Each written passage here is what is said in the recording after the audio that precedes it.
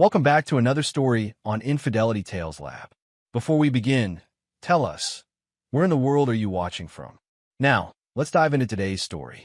Chapter 1, Blood Brothers. Marcus Long stood in the rain outside the small house in Detroit, watching through the grimy window as 6-year-old Tommy LeBlanc picked scraps of food off the floor.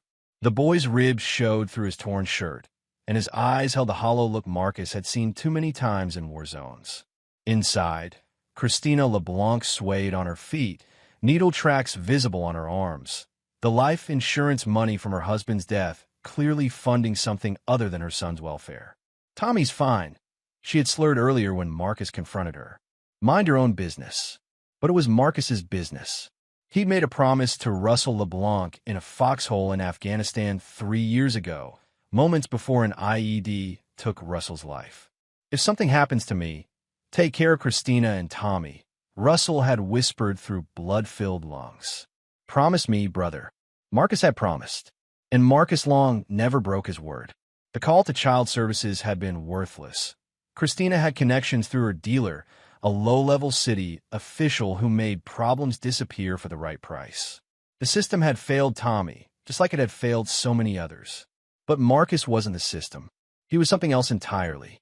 Standing 6'3" with the build of a man who'd spent 12 years in special forces. Marcus had learned that sometimes justice required taking matters into your own hands. His weathered face, marked by a scar from his left temple to his jawline, carried the weight of decisions most men never had to make. At 35, he'd killed 17 men in service to his country, and he'd never lost sleep over a single one. 3 weeks later, Christina LeBlanc was found dead of an apparent overdose. Her dealer, coincidentally, had been arrested the same night on charges that would put him away for 20 years. Charges based on evidence that mysteriously appeared in his apartment. Tommy was placed with Russell's sister in Colorado, where Marcus had quietly established a trust fund that would see the boy through college. Marcus drove home through the Detroit streets, past the house he'd bought with his military savings and disability pension.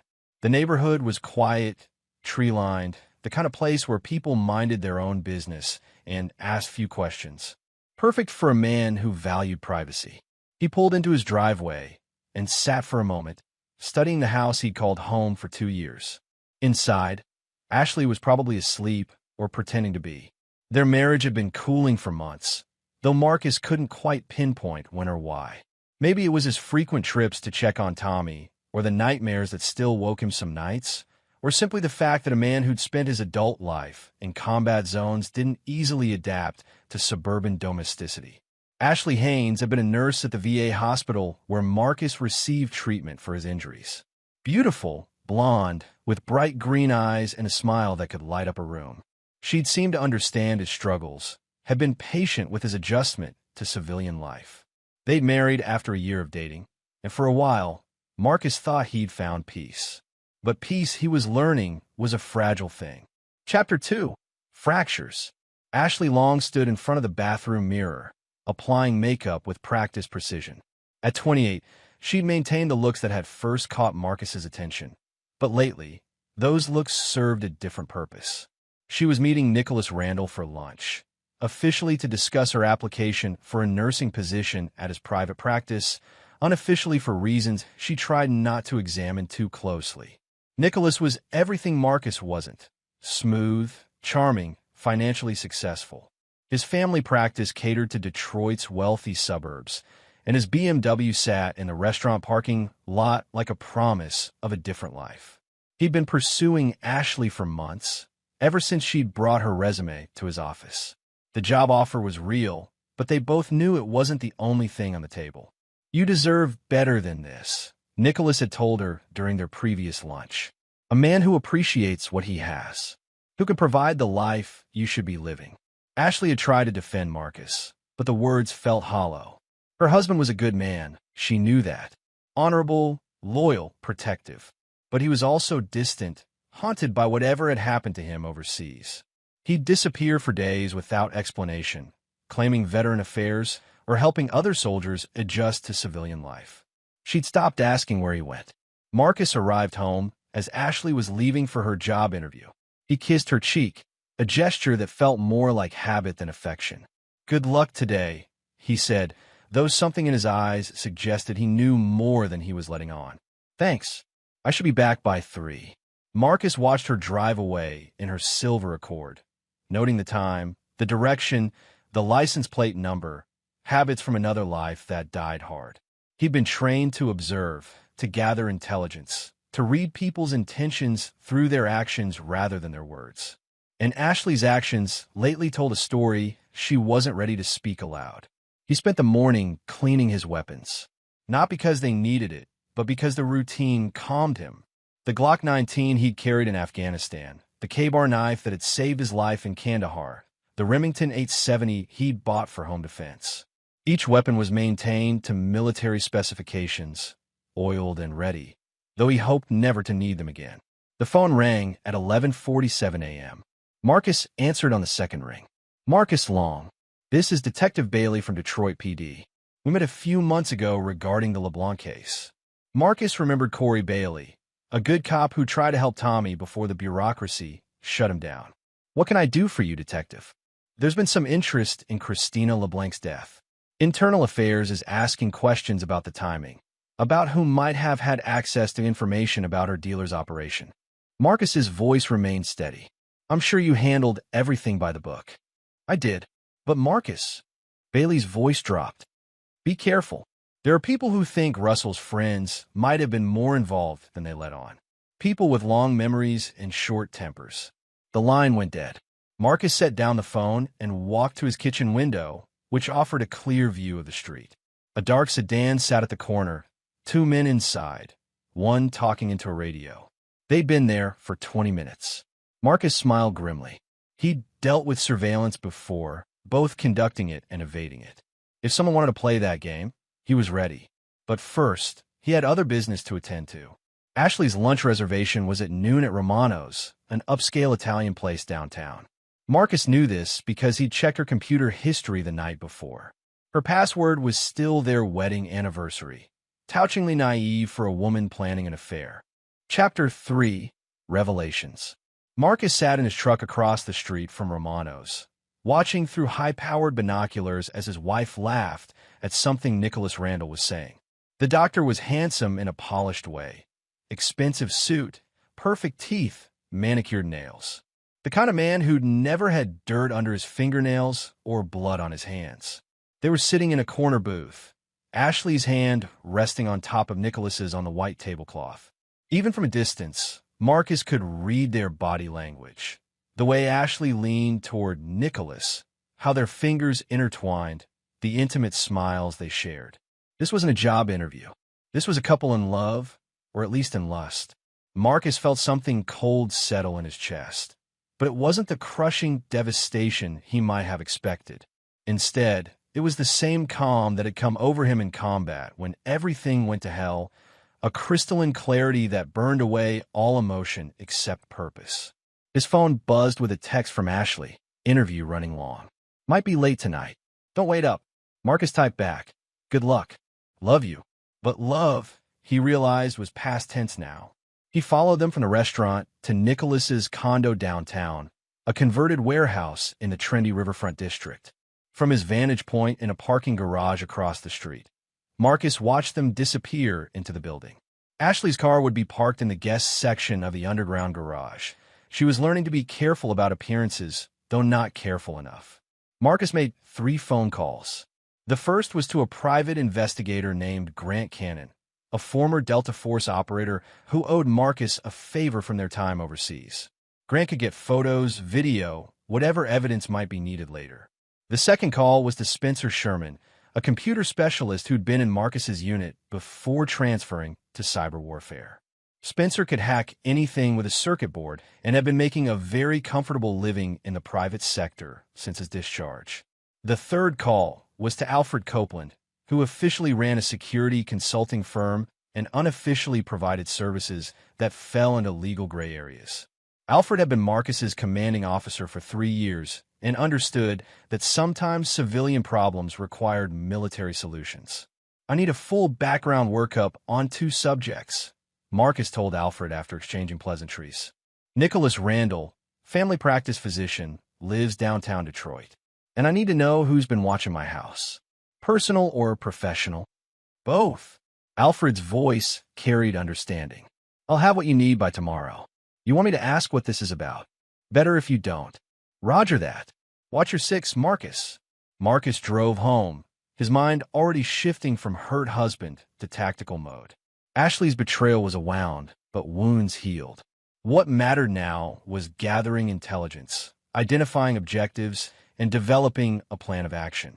He found Ashley in the kitchen when he arrived, still in her interview clothes, but somehow different. Guilty, excited.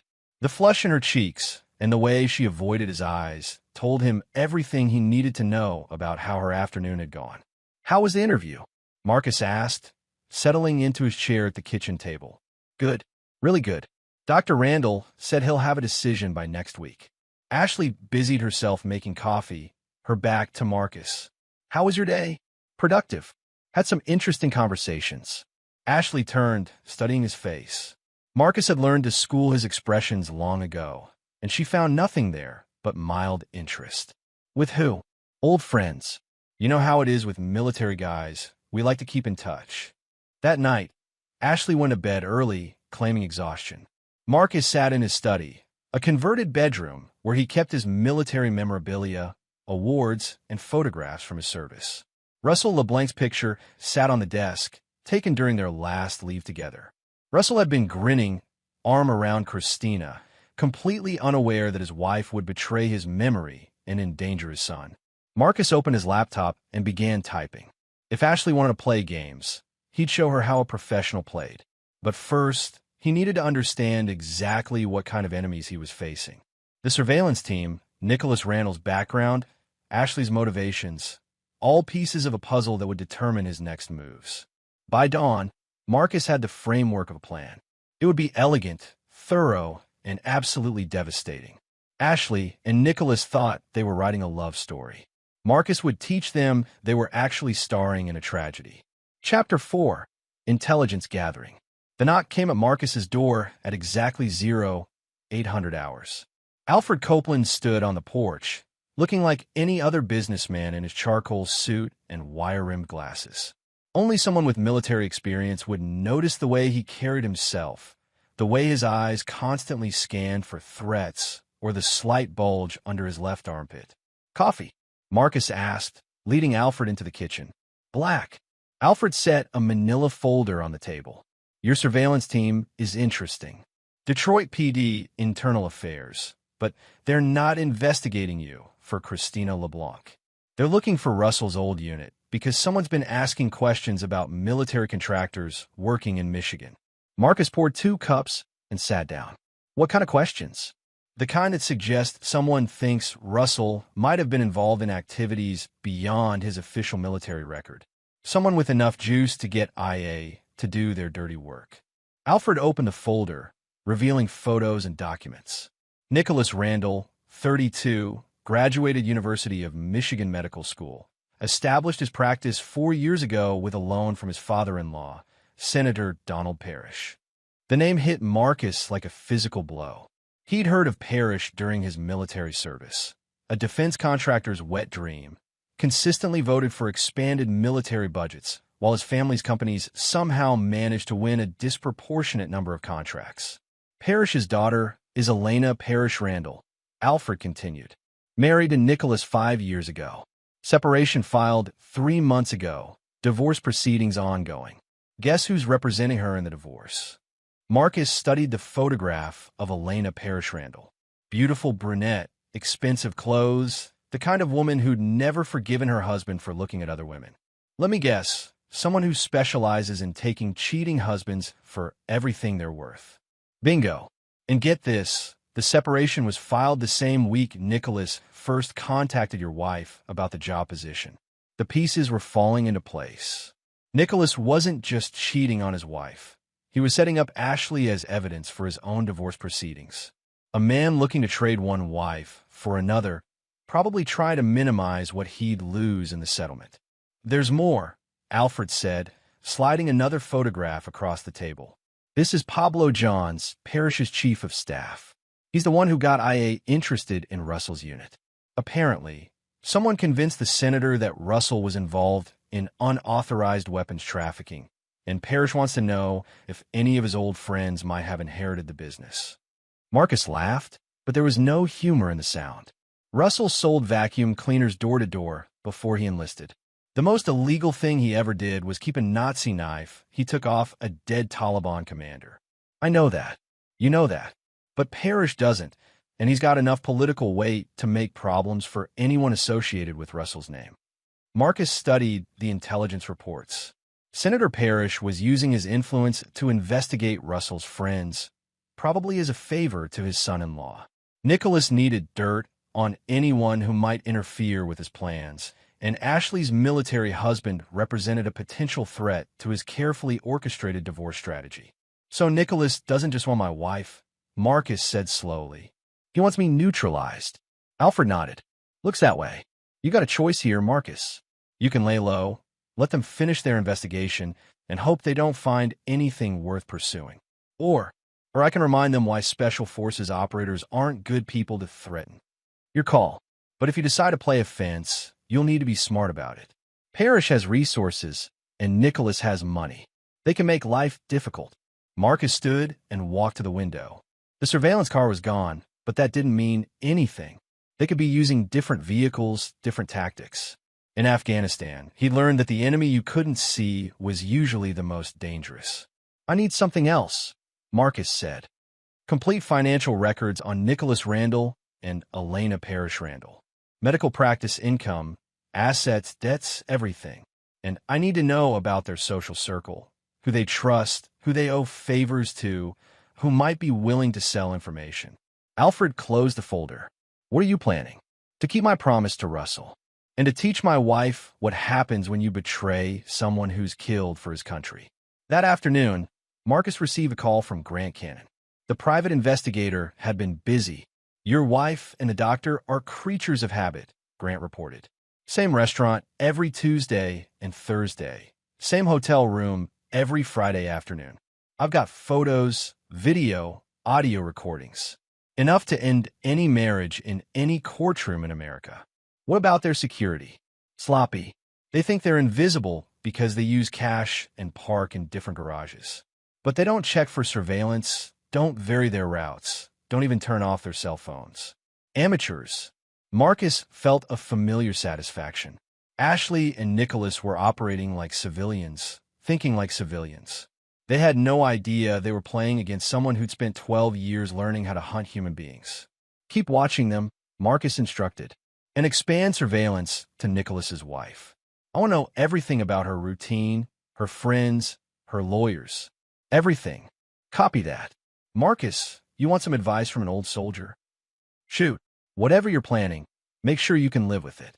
Some bridges, once you burn them, don't ever get rebuilt. Marcus hung up the phone and walked to his study. Russell LeBlanc's photo still sat on the desk, and next to it, Marcus placed a wedding photo of himself and Ashley from their honeymoon in Colorado. Two promises made, both now broken by people who should have honored them. He opened his laptop and began typing an email to Spencer Sherman. If Nicholas Randall wanted to play politics, Marcus would show him what real warfare looked like. Chapter 5, Preparation. Spencer Sherman's fingers flew across the keyboard in his downtown Detroit apartment. Multiple monitors displaying code, financial records, and surveillance footage. The former cyber warfare specialist had built a fortress of electronics in what used to be a one-bedroom apartment, complete with signal jammers, encrypted communications, and enough computing power to hack a small government. Nicholas Randall is a very interesting man, Spencer told Marcus over a secure video call. On the surface, he's exactly what he appears to be. Successful doctor, pillar of the community, married to political royalty. But scratch a little deeper. The first monitor showed Nicholas's financial records. He's hemorrhaging money. The medical practice is barely breaking even. He's got 3 mortgages on properties he can't afford. And his wife's divorce lawyer is demanding forensic accounting on everything he owns. Marcus studied the numbers. How much debt? North of $2 million and climbing. Elena Parrish Randall isn't just divorcing him. She's trying to destroy him financially. Her father's backing her play with the best lawyers money can buy. The second monitor displayed email intercepts. But here's where it gets interesting. Nicholas has been in contact with a pharmaceutical company called Medcore Industries. They're offering him a position as chief medical officer, salary package worth about $5 million annually. What's the catch? Spencer grinned. The job offer is contingent on his divorce being finalized and his reputation remaining intact. They can't afford to hire someone involved in a messy scandal. So Nicholas needs to get divorced without looking like the bad guy, and he needs to do it fast. Marcus felt the pieces clicking into place.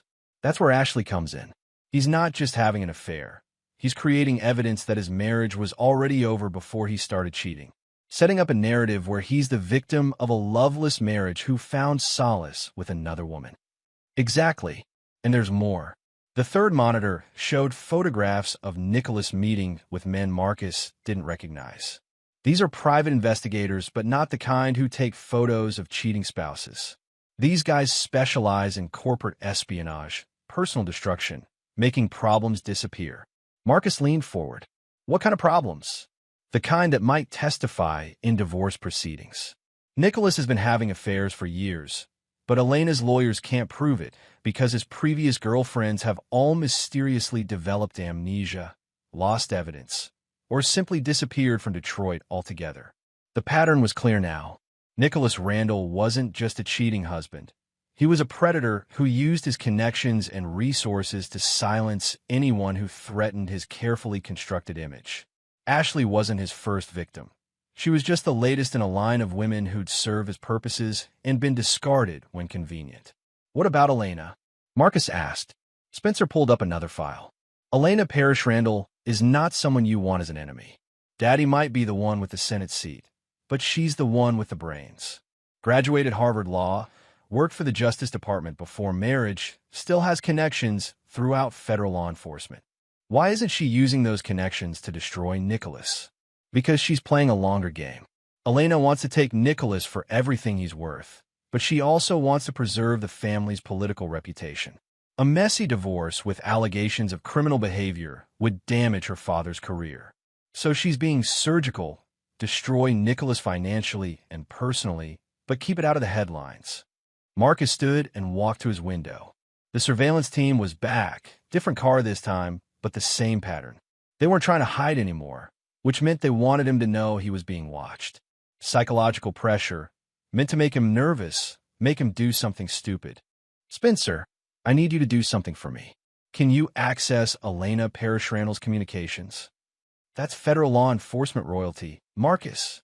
Her emails are probably more secure than the Pentagon's. I'm not asking you to hack her emails. I'm asking you to deliver a message. Spencer's expression grew cautious. What kind of message? Marcus outlined his plan. It was elegant in its simplicity. Use Elena's desire for revenge against Nicholas to serve his own purposes, while giving her what she wanted most. Evidence that would destroy her husband's reputation and his future prospects. That's actually brilliant, Spencer admitted. But you're playing with fire. If Elena figures out you're manipulating her, she won't. Because everything I'm going to give her is true, and everything I'm asking for in return is something she already wants to do. That evening, Marcus sat in his truck outside Ashley's yoga class, watching her through the studio windows. She was beautiful, graceful, completely unaware that her husband was planning the systematic destruction of her lover and everyone who'd chosen to threaten him. His phone buzzed with a text from Ashley, going out with the girls after class. Don't wait up. Marcus knew the girls was code for Nicholas.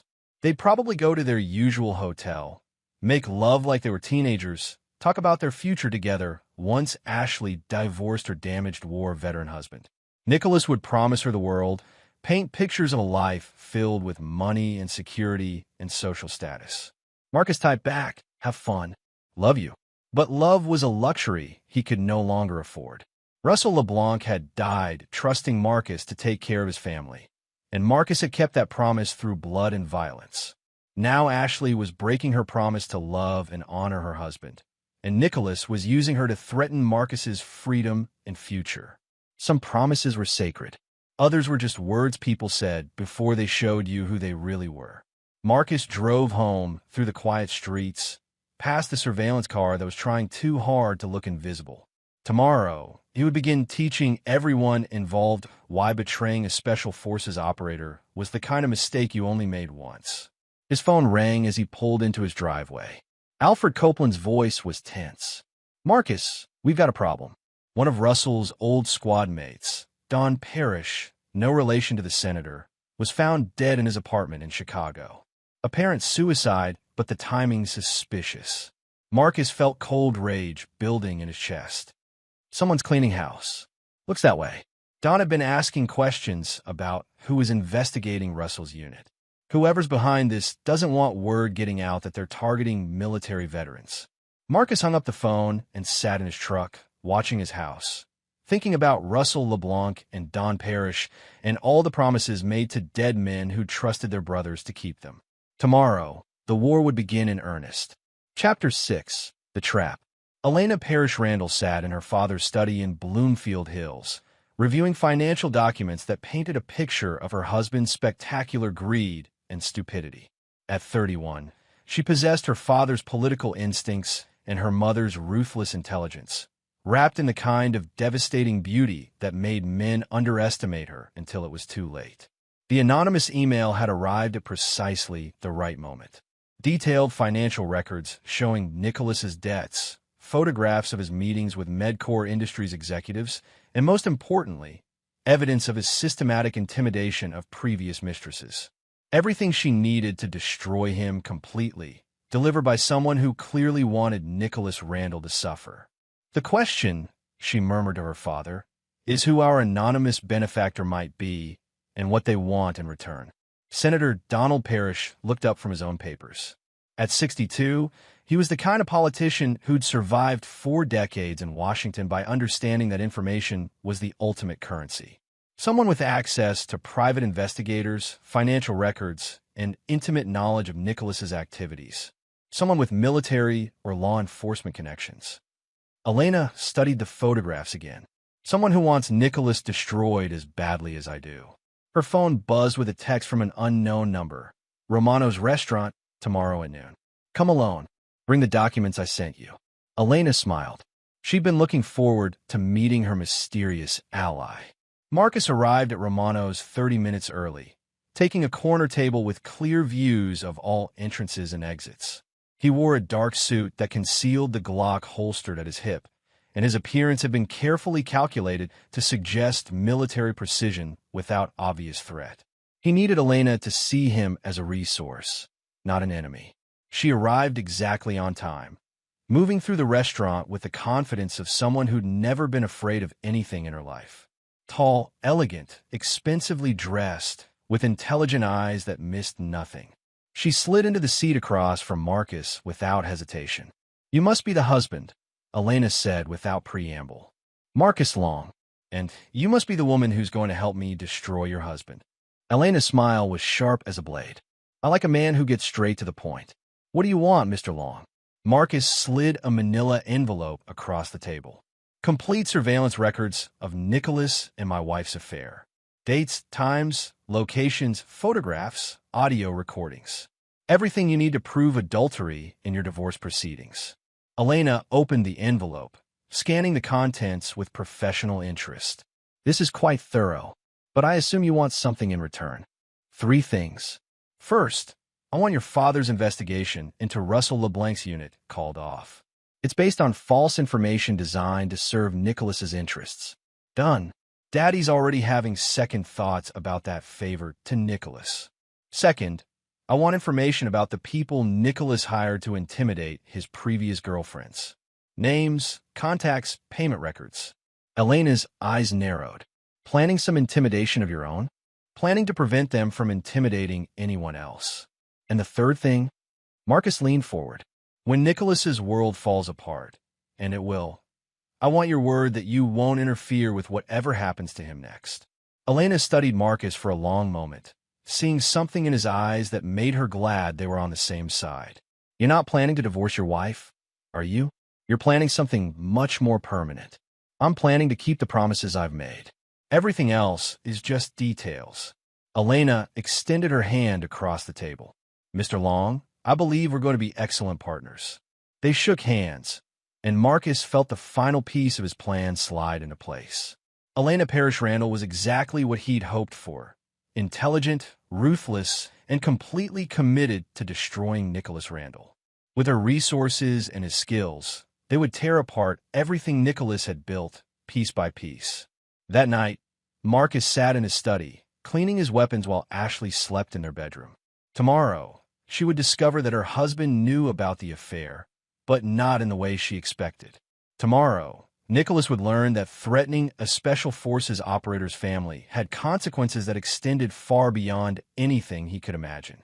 Marcus opened his laptop and typed a brief email to Grant Cannon. Execute Phase 1 tomorrow morning. Full surveillance package to Elena Parrish Randall by noon. Audio recordings to Ashley Long by 2 p.m. He closed the laptop and picked up Russell LeBlanc's photograph. "Almost done, brother," he whispered. "Just a little longer." Outside, the surveillance car sat in its usual position, the two men inside probably wondering why their target seemed so calm, so controlled. They didn't understand that Marcus had spent 12 years learning how to hunt, and that the best hunters always let their prey come to them. Tomorrow, the predators would become the prey. Chapter 7. First Blood. Ashley Long stood in the kitchen, staring at the manila envelope that had arrived by courier 30 minutes earlier. Her name was typed across the front in block letters, and inside were photographs that made her stomach turn. Herself and Nicholas in the hotel room, at restaurants, in his condo. Dozens of images spanning 3 months, chronicling every moment of their affair with professional precision. The note attached was brief. "Your husband knows. Come home immediately if you want to save your marriage. Otherwise, keep walking and don't look back." Ashley's hand shook as she dialed Nicholas's number. The call went straight to voicemail. She tried his office, his condo, even his country club. Nothing. It was as if Nicholas Randall had simply vanished from the face of the earth. Marcus arrived home at exactly 3 p.m., as the note had promised. He found Ashley sitting at the kitchen table, the photograph spread in front of her like evidence at a crime scene. "We need to talk," Ashley said, her voice barely above a whisper. Marcus hung up his jacket and sat down across from her. His face showed no emotion, no anger, no hurt, just the calm expression she'd learned to fear during their worst arguments. "About what?" Marcus asked. "You know what?" Ashley gestured at the photographs. "How long have you known?" "Known what, Ashley?" "That my wife has been fucking another man for 3 months? That she's been lying to me every day, planning to leave me for someone with more money? That she's been meeting with lawyers about divorce proceedings while pretending everything was fine at home?" Each word hit Ashley like a physical blow. Marcus's voice remained calm, conversational, as if he were discussing the weather rather than the destruction of their marriage. "Marcus, I can explain." "No need.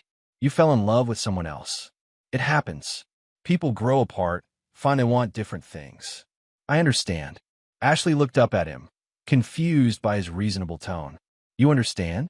"Of course. You married a broken soldier with nightmares and trust issues. Nicholas offered you a different life, money, status, stability. I can see the appeal." "Then why?" Ashley gestured at the photographs again. Marcus leaned back in his chair. "Because you lied to me, Ashley. For months, you looked me in the eye and lied. You made plans behind my back, used our marriage as cover while you build a new life with another man. That's not falling out of love. That's betrayal." The word hung in the air between them like a loaded weapon. "What do you want me to do?" Ashley asked. "Pack your things. Take whatever you need. Move in with Nicholas. Start your new life. Just don't pretend this was about love or compatibility or any other noble bullshit. This was about you deciding I wasn't good enough anymore and being too cowardly to say so." Ashley stood up, anger finally breaking through her guilt. "You want to know why I cheated? Because you're never here, Marcus. You disappear for days, won't tell me where you go or what you're doing. You wake up screaming in the middle of the night. You sit in this house, cleaning guns like you're preparing for war. I felt like I was married to a ghost." Marcus nodded as if she'd made a perfectly reasonable point. "You're right. I'm not an easy man to live with. That's why you should have left instead of cheating. I try to make it work." "No, you try to have it both ways. Keep the security of being married while exploring other options. That's not trying to make it work. That's hedging your bets. Ashley stared at him, seeing something in his eyes that made her take a step backward. What happened to Nicholas? I can't reach him anywhere. Marcus smiled, and for the first time, Ashley saw something dangerous in the expression. Why don't you ask Elena Parrish Randall? I'm sure she'd love to discuss her husband's whereabouts. The blood drained from Ashley's face. You told his wife? I didn't have to. Elena's been watching Nicholas for months, building a case for their divorce. She has photographs of every woman he's been with, financial records showing his debts, evidence of him intimidating his previous mistresses into silence. Nicholas has been playing this game for years, Ashley. You were just the latest victim. Ashley sank back into her chair as the full scope of her situation became clear. Nicholas hadn't been planning to leave his wife for her. He'd been using her as ammunition in his divorce proceedings, setting up a narrative where his marriage had failed due to irreconcilable differences rather than his own infidelity. But you already knew that, Marcus continued. Elena's lawyers contacted you yesterday morning, offered to pay for your testimony about Nicholas pursuing a married woman, about him promising to leave his wife, about all the lies he told you to get you into bed. Ashley's silence was confirmation enough.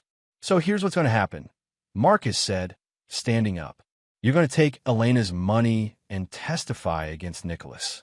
You're going to help her destroy him in court, take him for everything he's worth. And when that's done, you're going to disappear from Detroit and never contact me again. And if I don't, Marcus's smile widened. Then I'll release the photographs to your nursing supervisors, to your family, to everyone you've ever worked with or cared about. I'll make sure the whole world knows exactly what kind of woman you are. Ashley looked at the man she'd married, seeing him clearly for the first time. Not a broken soldier struggling with civilian life, but a predator who'd been watching, planning, waiting for the right moment to strike. She'd betrayed him, and now he was showing her what real betrayal looked like. I loved you, Ashley whispered. No, Marcus replied. You love the idea of me, the hero husband, the man who'd fought for his country and come home to build a quiet life with you. But you never loved the reality of who I am. And now you get to learn exactly who that is. Ashley went upstairs to pack. Marcus remained at the kitchen table, studying the photographs of his wife's betrayal with the same detached professionalism he'd once used to study enemy positions in Afghanistan. His phone buzzed with a text from Elena Parrish Randall. Nicholas found in his office this morning. Apparent suicide. Left a full confession about his financial crimes and previous affairs. Divorce proceedings concluded in my favor. Thank you for your assistance. Marcus deleted the text and smiled. Nicholas Randall would never threaten anyone's family again. Chapter 8. Dominoes Fall. The news of Nicholas Randall's suicide dominated Detroit's social media for exactly 48 hours before Elena Parrish Randall's lawyers released documents that transformed the story from tragedy to cautionary tale. Financial fraud, systematic intimidation, serial adultery. The man who'd appeared to be a pillar of the community was revealed as a predator who destroyed lives for sport. Ashley sat in her sister's apartment in Chicago, watching the news coverage with growing horror. The suicide note, read aloud by a stone-faced police detective, painted Nicholas as a man overwhelmed by guilt over his treatment of women, his financial crimes, his betrayal of his wife's trust. There was no mention of murder, no suggestion of foul play, just a broken man who'd finally faced the consequences of his actions. But Ashley knew better. She'd seen something in Marcus's eyes, heard something in his voice that told her Nicholas's death was no suicide. Her husband, ex-husband now, the divorce papers had been filed within hours of her leaving Detroit, had killed before. She'd always known that, had seen the commendations and service records that spoke in euphemisms about direct action and neutralizing threats. What she never understood was that Marcus viewed betrayal as a type of warfare. Her phone rang. Elena Parrish Randall's name appeared on the caller ID. Ms. Haynes. Elena's voice was crisp, professional. I wanted to thank you for your testimony in my divorce proceedings. Your willingness to speak truthfully about my late husband's behavior was illuminating. I just told the truth about what he promised me. Of course, And I want you to know that the financial settlement we discussed will be honored in full. $200,000 deposited into the account you specified. Ashley closed her eyes. Blood money. Payment for helping destroy the man she'd thought she loved. What about the investigation into his death? What investigation? The police found no evidence of foul play. Nicholas left detailed records of his financial irregularities, confessions of his affairs, even a complete list of the women he'd intimidated into silence over the years. He'd been planning his suicide for weeks. You don't really believe that. Elena's silence stretched long enough to make Ashley uncomfortable before she spoke again. Ms. Haynes, my late husband, was a predator who destroyed lives for his own gratification. He used his position, his connections, and his family's resources to silence victims and escape consequences. If someone helped him face justice, I consider that a public service. The line went dead. Ashley stared at her phone, understanding that she'd just been warned to keep her mouth shut about her suspicions. Elena Parrish Randall was exactly as dangerous as Marcus had suggested, and she was protecting him because he'd serve her interests. Meanwhile, Marcus sat in a downtown Detroit bar, nursing a beer and watching the news coverage of Nicholas's suicide. The bartender, a former Marine named Angelo Anderson, kept glancing at the television with obvious disgust. Guy like that, Angelo muttered, makes you wonder how many other pieces of shit are walking around in expensive suits, hiding behind money and connections. Marcus nodded, saying nothing. The bar was the kind of place where military veterans gathered to drink away memories they couldn't share with civilians. And Angelo had been one of Russell LeBlanc's friends before Russell deployed to Afghanistan. He'd attended Russell's funeral, had offered to help Marcus with anything he needed. You hear about that investigation into Russell's unit? Angelo asked. Heard it got dropped. Turns out it was based on false information. Angelo's expression darkened. False information from who? Marcus finished his beer and stood up. From people who aren't in a position to provide any more information. Angelo studied Marcus's face, reading the subtext. Good. Russell was a good man. Didn't deserve to have his memory pissed on by some politician's pet projects.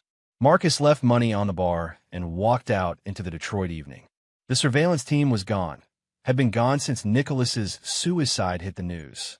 Apparently, Senator Parrish had decided his investigation into Russell's unit was no longer a priority.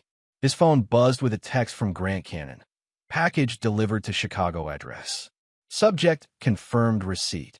The package contained photographs of Ashley and Nicholas, copies of the financial records Elena had provided, and a detailed report on Nicholas's history of intimidating his victims. Everything Ashley would need to understand exactly what kind of man she'd fallen in love with, and exactly how she'd been manipulated. Marcus drove home through familiar streets, past the house where he'd tried to build a civilian life with a woman who'd never understood what she'd married. The house was empty now, Ashley's belongings gone, her presence erased as thoroughly as if she'd never existed. He sat in his study, surrounded by photographs and commendations from his military service, and opened his laptop. 3 emails waited in his secure account, each one confirming that loose ends had been tied up, that threats had been neutralized, that justice had been served. The men Nicholas had hired to intimidate his previous victims had been arrested on various charges: assault, extortion, drug possession. Elena's investigators had been very thorough in providing evidence to appropriate authorities. None of them would be threatening anyone else for a very long time. Don Parrish's death in Chicago had been ruled a suicide, but Marcus knew better.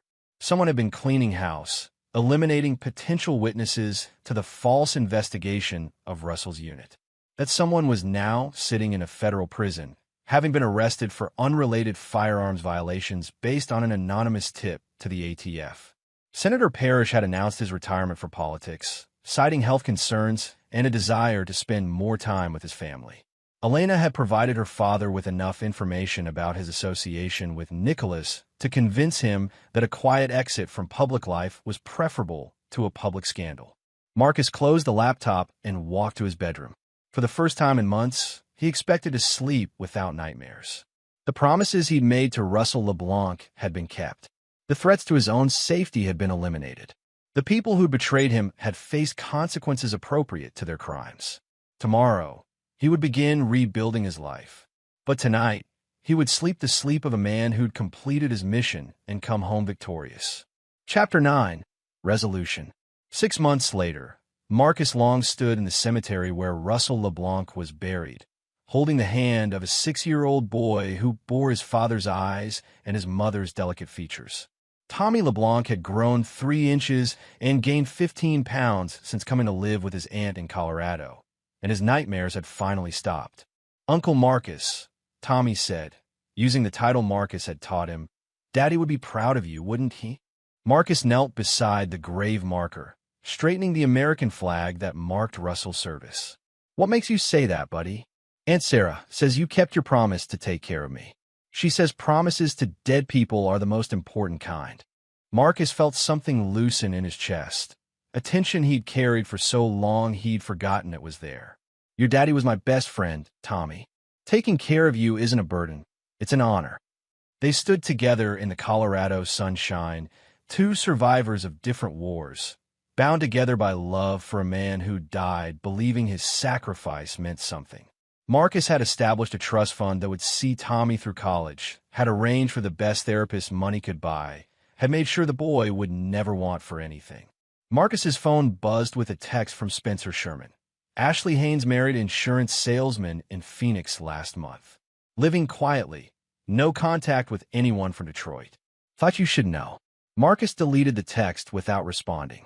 Ashley was part of his past now, a closed chapter in a story that had moved beyond her relevance.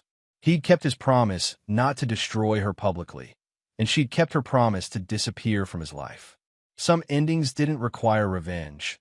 Exile was punishment enough. Another text, this one from Elena Parrish-Randall. "Father's retirement party next month. You should come. I think you'd enjoy meeting some of his old defense contractor friends. They're always looking for security consultants with your particular skills." Marcus smiled at that. Elena had proven to be exactly the kind of ally he'd hoped for. Intelligent, connected, and absolutely ruthless when it came to protecting her interests. She'd transformed her father's political connections into a business empire, and she'd made it clear that Marcus would always have a place in her organization. The work she offered was legal, lucrative, and perfectly suited to his skills.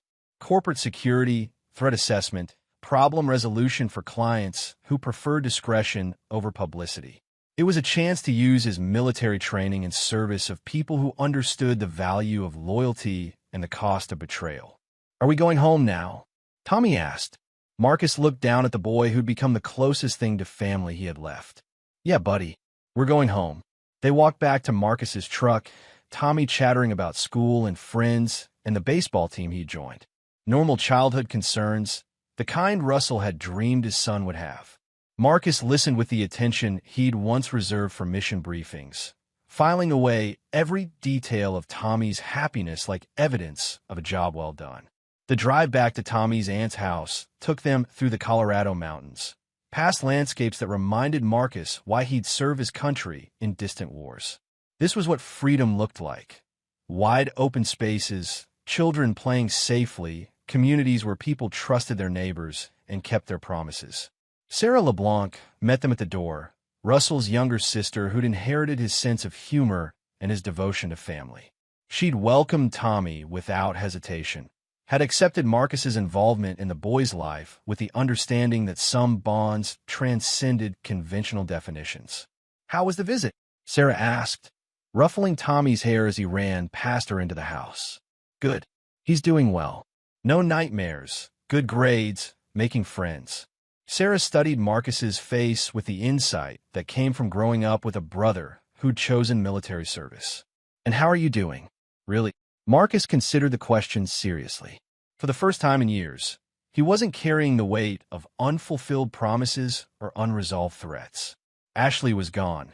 Nicholas was dead.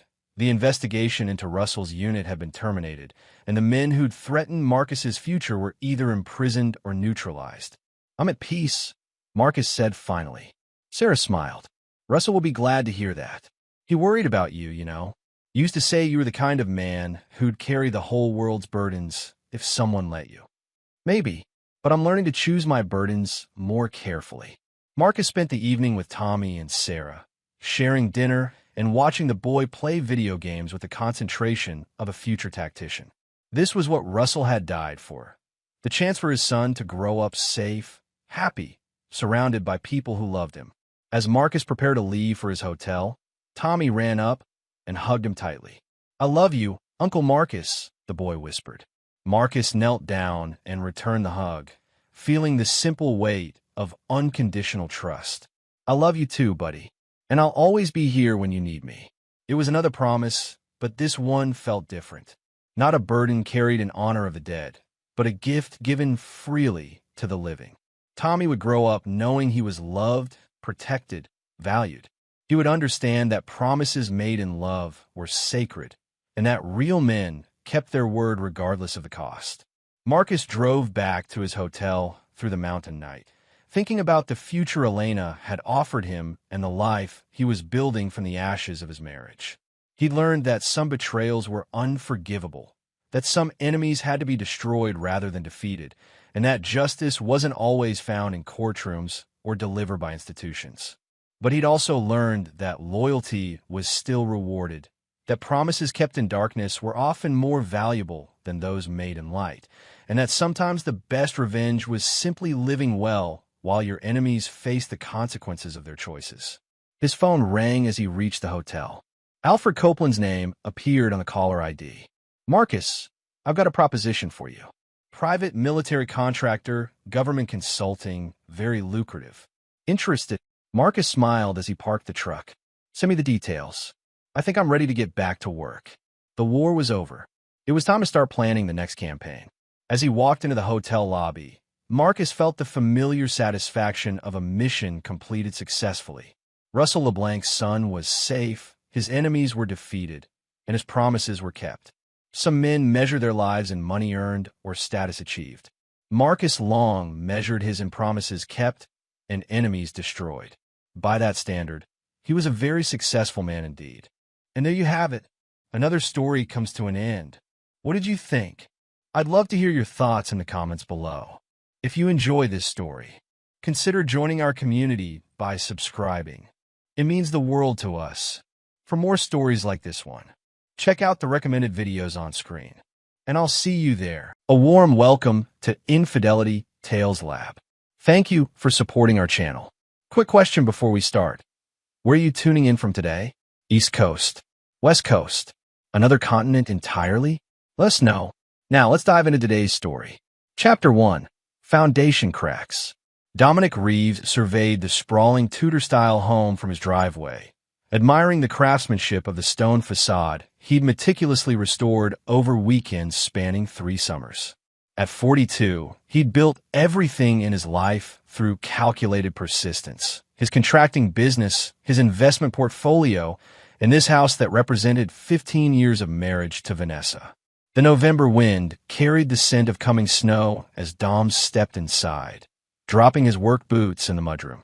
The house was quiet, too quiet for 6 p.m. on a Thursday when Vanessa usually had dinner preparations underway. Her silver Audi sat in the driveway, so she was home. "Ness," he called, making his way through the kitchen. He found her in the study, phone pressed to her ear, her voice dropping to a whisper when she spotted him. Her honey blonde hair was freshly styled, a new cut he hadn't seen before, and she wore an outfit too formal for a day at home. "I'll call you back," she said into the phone, ending the call abruptly. "Hey, you're early." Dom leaned against the doorframe. "Meeting finished ahead of schedule. The Wesper project is finally cleared for permits."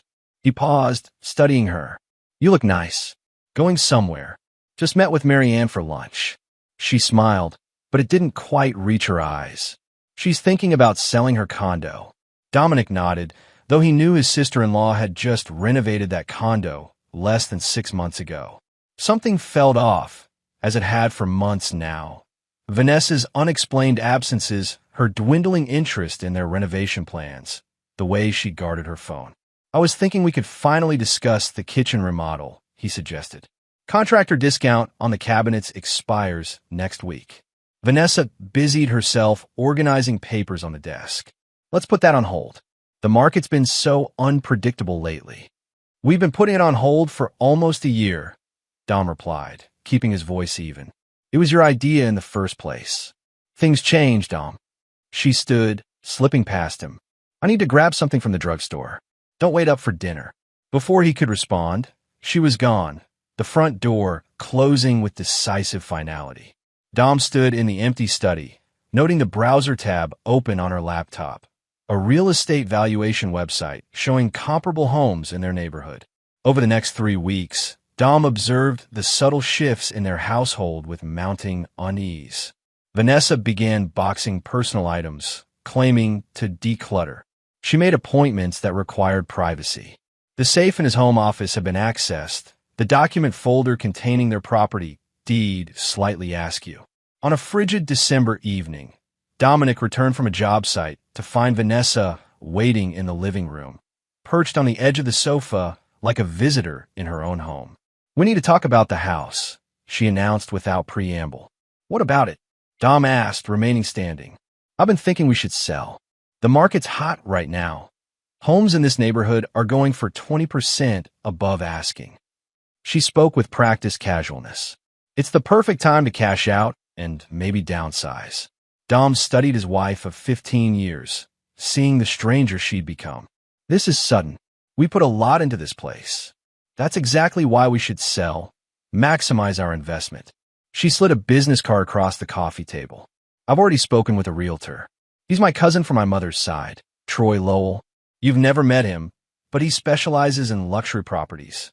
Dom picked up the card, examining the glossy stock and professional logo of Pinnacle Realty.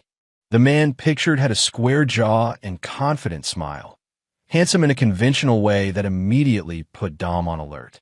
Your cousin, he repeated, his contractor's mind calculating the improbability. Your mother was an only child. Vanessa's smile faltered slightly.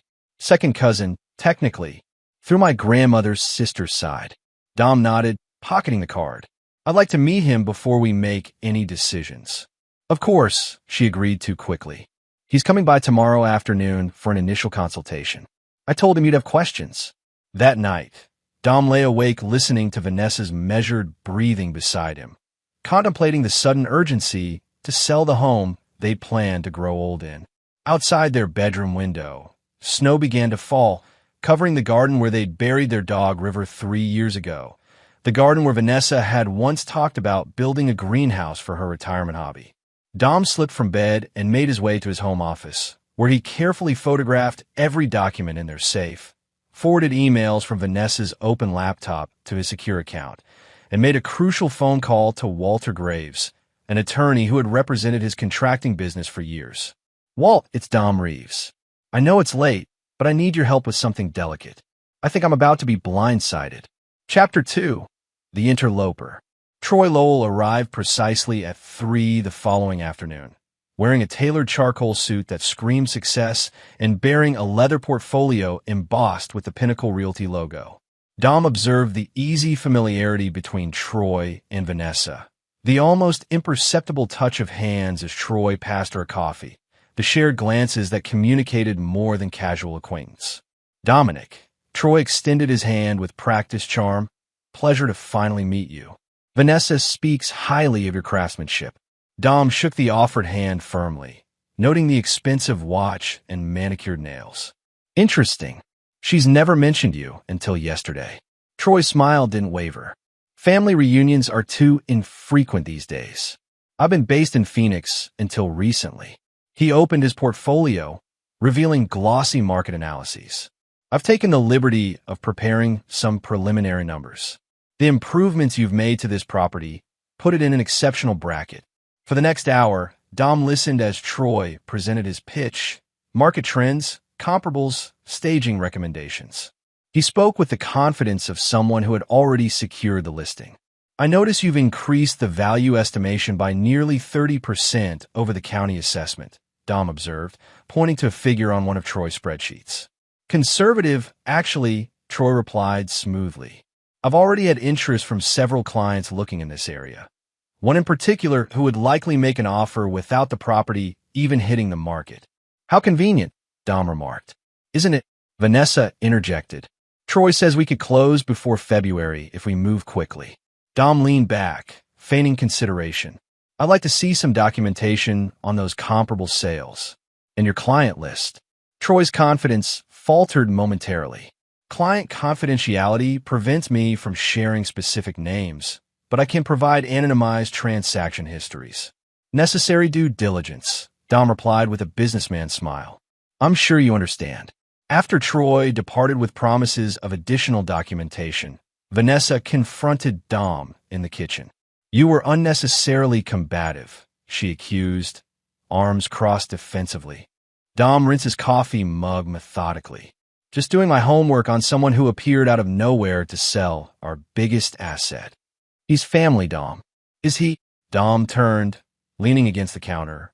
Because I spent an hour with him and didn't see any family resemblance. Not in looks, not in mannerisms. Don't be ridiculous. When did you reconnect with his cousin? Exactly? Vanessa's gaze shifted away. A few months ago, at a real estate seminar. Interesting networking opportunity for family members who haven't seen each other in years. The tension between them stretched taut as a wire. Finally, Vanessa sighed dramatically. I need this change, Dom. The house, this life, it's suffocating me. The house, Dom repeated quietly. Or our marriage? She didn't answer, which was answer enough. Over the next 2 weeks, Dom presented the perfect image of a reluctant but cooperative husband. He attended meetings with Troy, reviewed paperwork, and asked just enough questions to appear engaged without being obstructive. Meanwhile, he worked quietly behind the scenes. Lena Winters, a private investigator recommended by his attorney, provided daily updates on Vanessa and Troy's activities. Lunch meetings at secluded restaurants, afternoon visits to a luxury apartment building downtown, lengthy phone calls made from parking garages. Dom reviewed each report impassively, building his case with methodical precision. Through casual conversations with neighbors and business associates, Dom pieced together Troy Lowell's hastily constructed background. He hadn't moved from Phoenix. He'd relocated from Boston following a series of complaints filed with the Massachusetts Real Estate Commission. He specialized in high-value properties where emotions and relationships were strained, swooping in like a vulture when marriages fractured. One evening, Dom's neighbor Hank Dobson stopped by with a bottle of scotch and concerning information. Thought you should know, Hank said, lowering his voice although they were alone in Dom's garage workshop. I saw Vanessa and that realtor fellow at the Lakeside Motel last Wednesday. They were, not discussing square footage, if you catch my meaning. Dom nodded, unsurprised. I appreciate the heads up, Hank. You two having problems? Martha and I always thought you were rock solid. Dom carefully measured a piece of walnut he was shaping into what appeared to be a small box. Every foundation has weak points. You just don't notice them until pressure is applied. 2 days later, Vanessa announced that Troy had secured a buyer willing to pay 15% above their already inflated asking price, contingent on a quick private sale. It's perfect timing, she gushed, seeming almost manic with excitement. The buyer wants minimal inspections and is willing to close within 3 weeks. Dom carefully folded the newspaper he'd been reading. Sounds too good to be true. It's a cash offer, Dom. We'd clear nearly double what we paid. And this mystery buyer, they've seen the property? Vanessa hesitated. Troy showed them comparable listings. They trust his judgment. Dom nodded thoughtfully. I'll need my attorney to review everything before signing. Why involve attorneys? Vanessa's voice rose slightly. Troy says his in-house legal team can handle everything. I'm sure they can, Dom replied evenly. But indulge me in this small precaution. After all, we're talking about our largest asset. Vanessa reluctantly agreed, though Dom noted the immediate phone call she made from the privacy of their bedroom afterward. He could almost envision Troy's frustration at this minor complication in their plan. What neither of them realized was that Walter Graves had already been investigating Troy Lowell's real estate practices for weeks, building a comprehensive file that would prove instrumental in what was to come. Chapter 3: The Betrayal. January brought bitter winds and Vanessa's growing impatience. The closing date approached, and Dom maintained his facade of grudging cooperation while systematically documenting every irregularity in the transaction.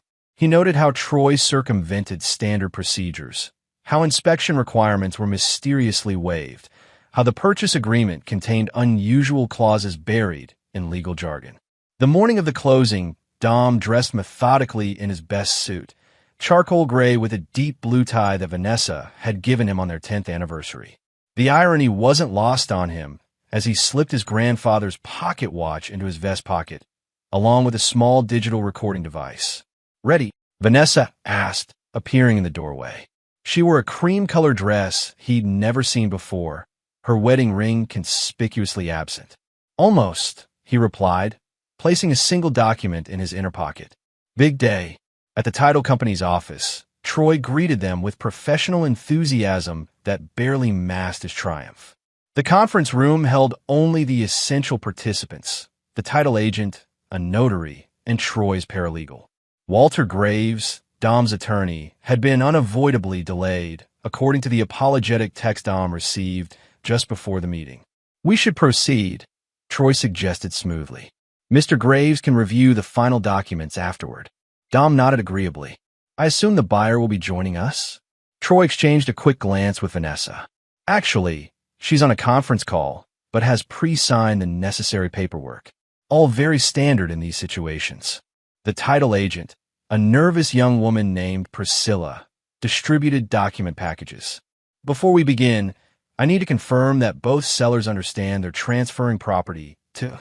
She consulted her paperwork. "Lowell Holdings, LLC. Dom raised an eyebrow. "Interesting coincidence, the buyer sharing your surname." Troy cleared his throat. "Common name. No relation." Dom flipped through the documents with deliberate slowness, watching Vanessa's increasing agitation as he asked clarifying questions about each section. Finally, after nearly an hour of meticulous review, he reached the final signature page. "Just one question before we proceed," Dom said casually. "Who exactly is the principal of Lowell Holdings, LLC?" The title agent looked uncomfortable. According to the purchasing documents, that would be Mr. Troy Lowell. A heavy silence fell across the conference room. Vanessa's face remained carefully composed, but the slight tremor in her hand as she reached for her water glass betrayed her. Dom closed his document folder. "So my wife's cousin is also the buyer of our home. Fascinating." Troy leaned forward with practiced concern. "I can explain the appearance of impropriety." "No need," Dom interrupted. "It's actually quite transparent." The title agent shifted uncomfortably.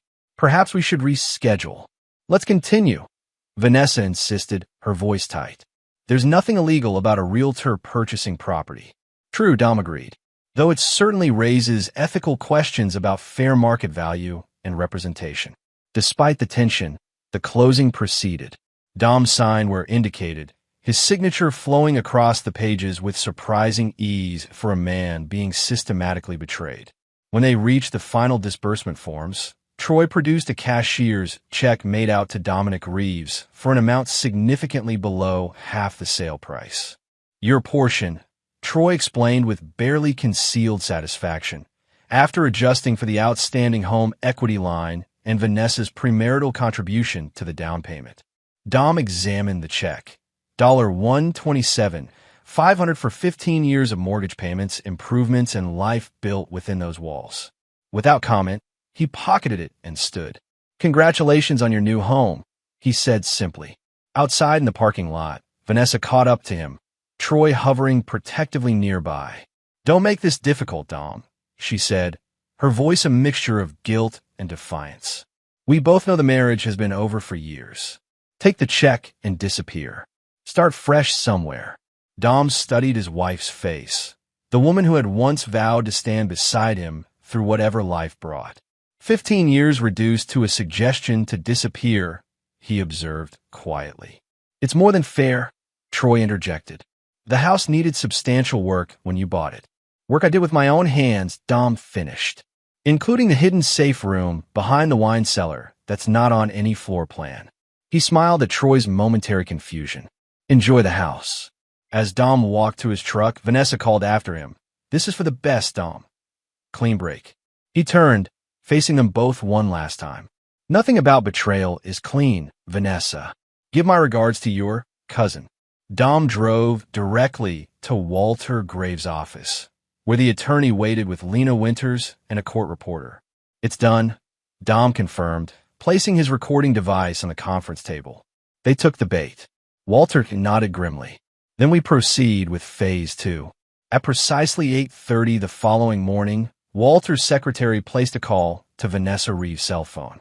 Dom sat across from Walter's desk, watching the attorney's speakerphone as his wife's cautious greeting filled the room. "Mrs. Reeves, this is Walter Graves' office. Mr. Graves requests your immediate presence regarding irregularities discovered in yesterday's property transfer.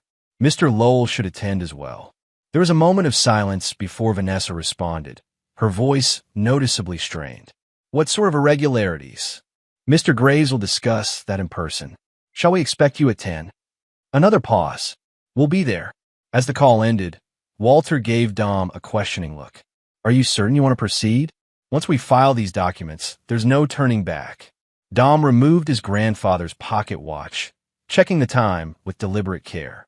They made their choice. Now they'll face the consequences. Chapter 4.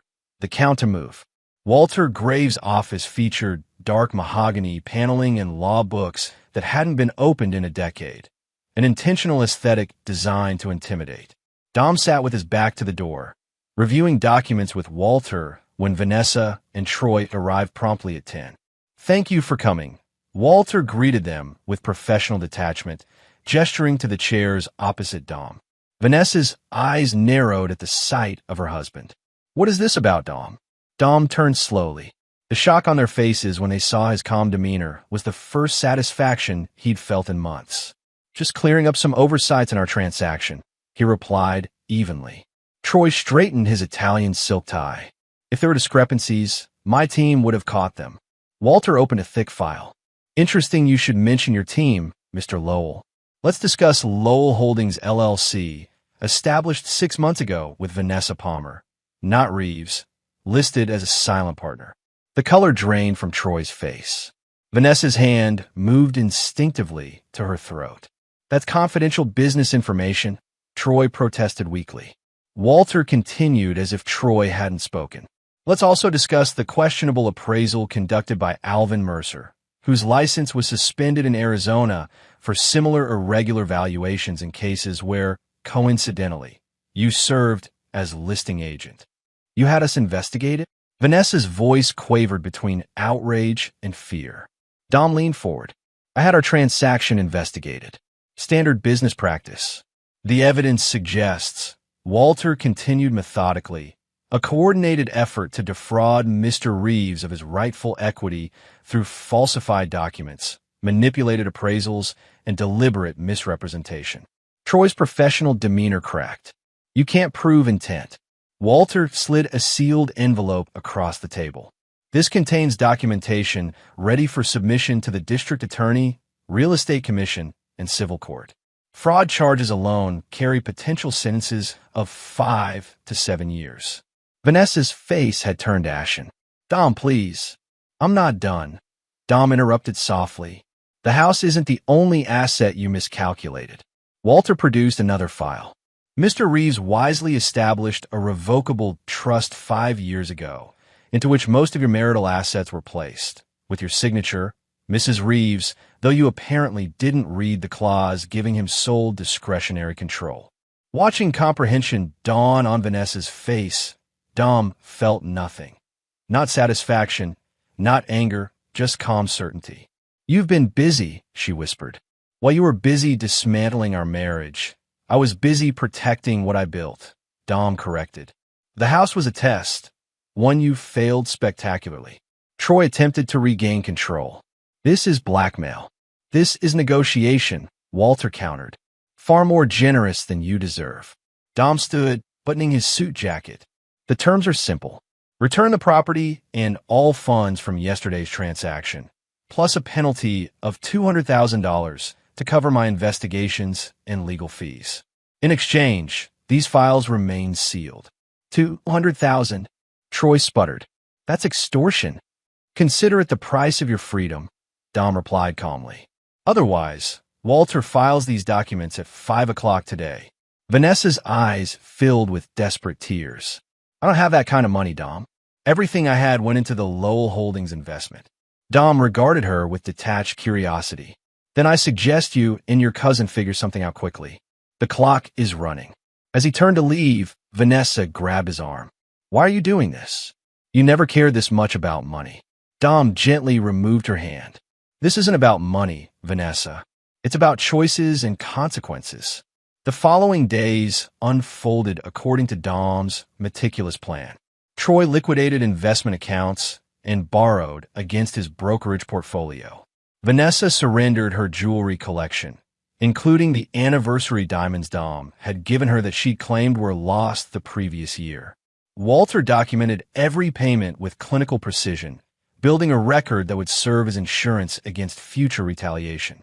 Meanwhile, Dom moved into a downtown loft he'd purchased through his contracting business 3 years earlier, a contingency investment Vanessa had known nothing about. He immersed himself in work, accepting a major hospital renovation project that would keep his crew busy for months. One evening, as February snow blanketed the city, Dom's phone rang with Vanessa's number. He considered ignoring it before answering with a terse, "Yes?" "The money's been transferred," she said, her voice small. Troy had to sell his car and borrow from his parents. Walter confirmed receipt this afternoon. A long pause. "What happens now, Dom? Now you learn what it costs to betray someone who trusted you. Can we talk?" In person, the desperation in her voice was palpable. "I made a terrible mistake." "No, Vanessa," Dom interrupted. "You made a series of calculated decisions. Don't insult me by calling it a mistake. 15 years means nothing to you." Her voice cracked. "It meant everything to me," Dom corrected her. "That's the difference between us." After ending the call, Dom stood at his loft window overlooking the city lights, reflecting on the woman he had loved and the elaborate deception she had constructed. His thoughts were interrupted by a text message from an unknown number. "She doesn't know everything. We should talk." Dom stared at the message, considering its implications before typing a single response. "Parkview Cafe. Tomorrow. Noon." Chapter 5. Deeper Deceptions. The Parkview Cafe occupied the ground floor of a renovated factory building, its industrial aesthetic drawing a mix of professionals and artists. Dom arrived 20 minutes early, selecting a corner table with a clear view of both entrances. He ordered black coffee and waited, reviewing contracts on his tablet while monitoring the door. Troy arrived exactly at noon, his appearance markedly different from their previous encounters. Gone was the polished realtor in designer suits. The man who slid into the seat across from Dom wore rumpled khakis and a worn leather jacket, his formerly perfect hair now disheveled, dark circles beneath his eyes. "You look terrible," Dom observed dispassionately. Troy's laugh held no humor. "Financial ruin doesn't come with spa treatments." A server approached, but Troy waved her away. "I'll make this quick. Vanessa doesn't know the whole story." "I'm listening." Troy leaned forward, lowering his voice. "This wasn't just about your house or your marriage. Vanessa was a means to an end, access to your client list, your business connections." Dom's expression remained neutral, though his interest sharpened. "Explain." "I target specific neighborhoods, specific types of homes," Troy continued. "But more importantly, specific owners with valuable business assets. Your contracting company has exclusive relationships with 3 major developers. Those introductions are worth millions. So my wife was just collateral damage in your real scheme," Dom concluded. Troy's shoulders sagged. "It wasn't personal. It was to me." Dom sipped his coffee. "Why tell me this now?" "Because Vanessa is planning something." Troy glanced around nervously. "She thinks there's still money hidden somewhere. She's convinced you have offshore accounts, secret investments. She's hired someone to dig deeper." Dom set down his cup. "And you're warning me out of the goodness of your heart." "I'm warning you because she's becoming unstable. When the house deal collapsed, she blamed me. Said I promised her security, a fresh start." Troy pushed a napkin across the table. "This is the name of the person she hired. Former IRS investigator with questionable methods." Dom glanced at the name, Boyd Keller, before methodically tearing the napkin into tiny pieces. "Why should I believe anything you say?" Troy's eyes reflected genuine fear. Because she threatened me too. Said if she goes down, she's taking everyone with her. He hesitated. There's something else. She mentioned your sister's nonprofit. Said there were irregularities in the accounting you helped set up. Dom's first genuine emotion in months surged through him. A cold fury that momentarily displaced his careful control. His younger sister, Amelia, ran a foundation for children with terminal illnesses, an organization born from the tragedy of losing her own daughter to leukemia. The foundation's reputation was spotless, its operations transparent, its mission personal and sacred to their family. If she comes anywhere near my sister's foundation, the deal is off, Dom said, his voice deadly quiet. The fraud charges will be the least of her concerns. Troy nodded quickly. That's why I'm here. This has gone too far. I wanted a real estate scheme, not whatever this is becoming. Dom studied Troy carefully, weighing the information against what he already knew. I'll handle Vanessa. You need to disappear, different city, different name. If I see or hear of you operating within 500 miles of here, everything goes to the authorities. Already planning on it, Troy replied. Phoenix got too hot. This city is radioactive. As Troy stood to leave, Dom stopped him with a final question. Where did it start? With Vanessa. Troy hesitated. The real estate seminar was last March, but she approached me, not the other way around. Said she'd been looking for an exit strategy for over a year. The revelation settled like a stone in Dom's chest. March, when he'd been working 16-hour days on the Riverfront project, when he'd missed their anniversary dinner because of a structural emergency, when he'd promised to make it up to her once the project was complete. After Troy departed, Dom remained at the table, mind working through this new information. He pulled out his phone and made 2 calls, one to Walter Graves, the other to Lena Winters. By the time he left the cafe, he had set in motion the next phase of his response. That evening, Dom drove to his sister Amelia's suburban home, where the sounds of children's laughter provided a stark contrast to the heaviness he carried. Amelia's husband Preston greeted him at the door with a warm handshake.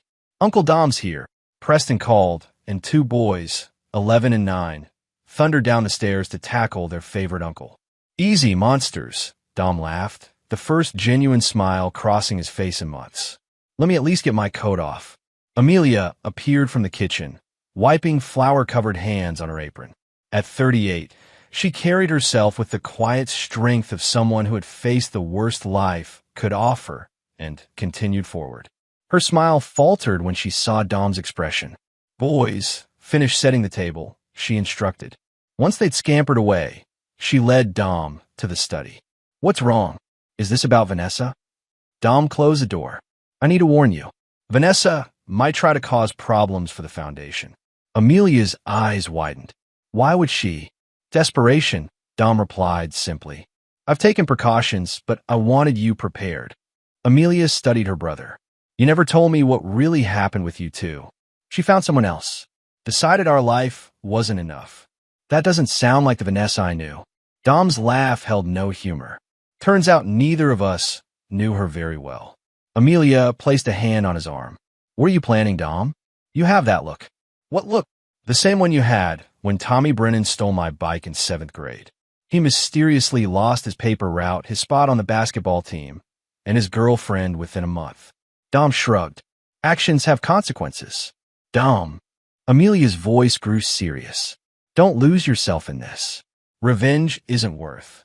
This isn't about revenge, Dom interrupted. It's about justice and protection. Dinner with Amelia's family provided a few hours of normality in Dom's carefully controlled existence. As he helped his nephews with science project questions and discussed Preston's new position at the university hospital, Dom was reminded of the family dinners he and Vanessa had hosted in happier times, the future they had planned that would never materialize. Later that night, as Dom returned to his loft, he received a text from Lena Winters. Subject made contact with B. Keller at the Sovereign Hotel bar. Surveillance photos and audio uploaded to secure server. Dom accessed the files, watching grainy images of Vanessa leaning close to a gray-haired man in an expensive suit, her body language intentionally intimate, her hand occasionally touching his arm for emphasis. The audio was fragmented but clear enough. Not just the house and business, hiding significant assets, offshore accounts, willing to pay premium percentage, need conclusive evidence. Dom closed the files and made a final call to Walter. She took the bait. Proceed with Phase 3. The following morning, Walter Graves filed an emergency petition with the family court, citing evidence of potential fraud and requesting an immediate freeze on all joint assets pending investigation. Simultaneously, Lena Winters delivered a comprehensive dossier to Boyd Keller's office documenting his unauthorized practice in 3 states and questionable methods that violated federal privacy laws.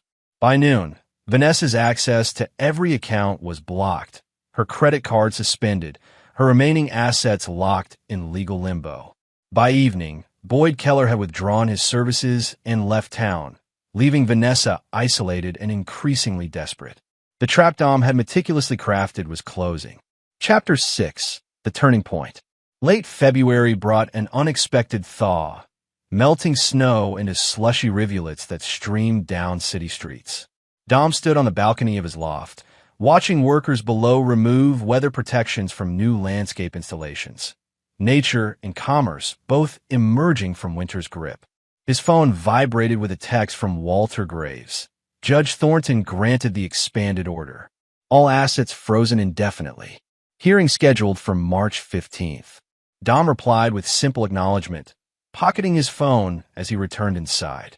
The loft had begun to feel like home, its open spaces and industrial aesthetic the antithesis of the traditional Tudor he'd shared with Vanessa. He'd furnished it minimally but thoughtfully, with pieces crafted by artisans he'd met through various projects. No photographs, no mementos, nothing to connect it to his previous life. The intercom buzzed, an unexpected interruption to his Saturday solitude. The security desk announced Marianne Palmer, Vanessa's sister. Dom hesitated before authorizing her to come up, curious what brought her to his door. Marianne was Vanessa's younger sister by 3 years, with the same honey blonde hair but softer features. Unlike her sister's calculated polish, Marianne carried herself with authentic warmth that had made family holidays bearable even as Dom's marriage cooled. "This is unexpected," Dom greeted her as she stepped from the elevator. Marianne offered a tentative smile. "I wasn't sure you'd see me." "Family by marriage still counts," Dom replied, gesturing her inside. "Coffee, please." They moved to the kitchen island where Dom prepared 2 cups from his precision brewing setup. Marianne glanced around the space with undisguised curiosity. "Nice place. Very different from the house." Dom nodded. "That's the point." They settled into an uncomfortable silence as Dom waited for her to reveal the purpose of her visit. Finally, Marianne sighed heavily. "Vanessa's in trouble, Dom. I'm aware." "No, I mean beyond the legal stuff." Marianne cradled her coffee mug. "She showed up at my place at 3 this morning. She'd been drinking, talking wildly about conspiracy and persecution. I've never seen her like this." Dom maintained his neutral expression. "And what would you like me to do with this information?" Marianne's eyes flashed with sudden anger. "You could try basic human concern. 15 years together counts for nothing." It counted for exactly $127,500 according to Vanessa and her cousin. Dom replied evenly. "Their valuation, not mine." "God, you're cold." Marianne shook her head. "I knew you'd be angry, hurt even, but this calculated destruction isn't you, Dom." Dom set his cup down carefully. "You don't know what I am capable of when someone tries to dismantle my life, Marianne." Vanessa made her choices with full awareness of potential consequences. "She made terrible choices," Marianne agreed. "But this scorched earth campaign is destroying her." "That wasn't my intent," Dom replied honestly. "My intent was justice." Marianne studied him.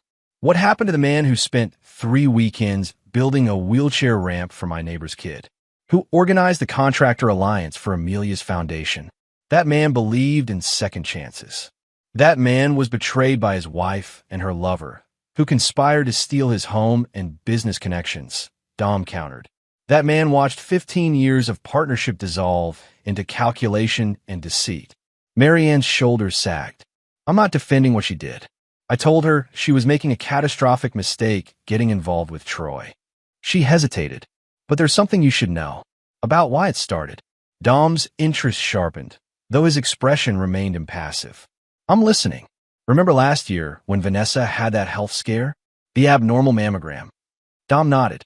Vanessa had undergone several tests before receiving the all-clear. She didn't tell you everything, Marianne continued. The initial diagnosis was much worse than she let on. Stage 2, possibly 3. She was convinced she was facing terminal illness. Dom's carefully constructed detachment cracked slightly. She told me it was a false alarm. It was eventually, but for 3 weeks she thought she was dying. Marianne leaned forward. She got obsessed with what would happen to you, how you'd manage alone, whether the house would become a burden. She convinced herself she needed to set things in order before telling you the truth. By selling our house out from under me, Dom's skepticism was evident. By creating liquidity and simplifying your life, Marianne corrected. It was misguided, but it came from a place of twisted concern. Then the final test came back clear, but by then she'd met Troy, who manipulated her fear and confusion.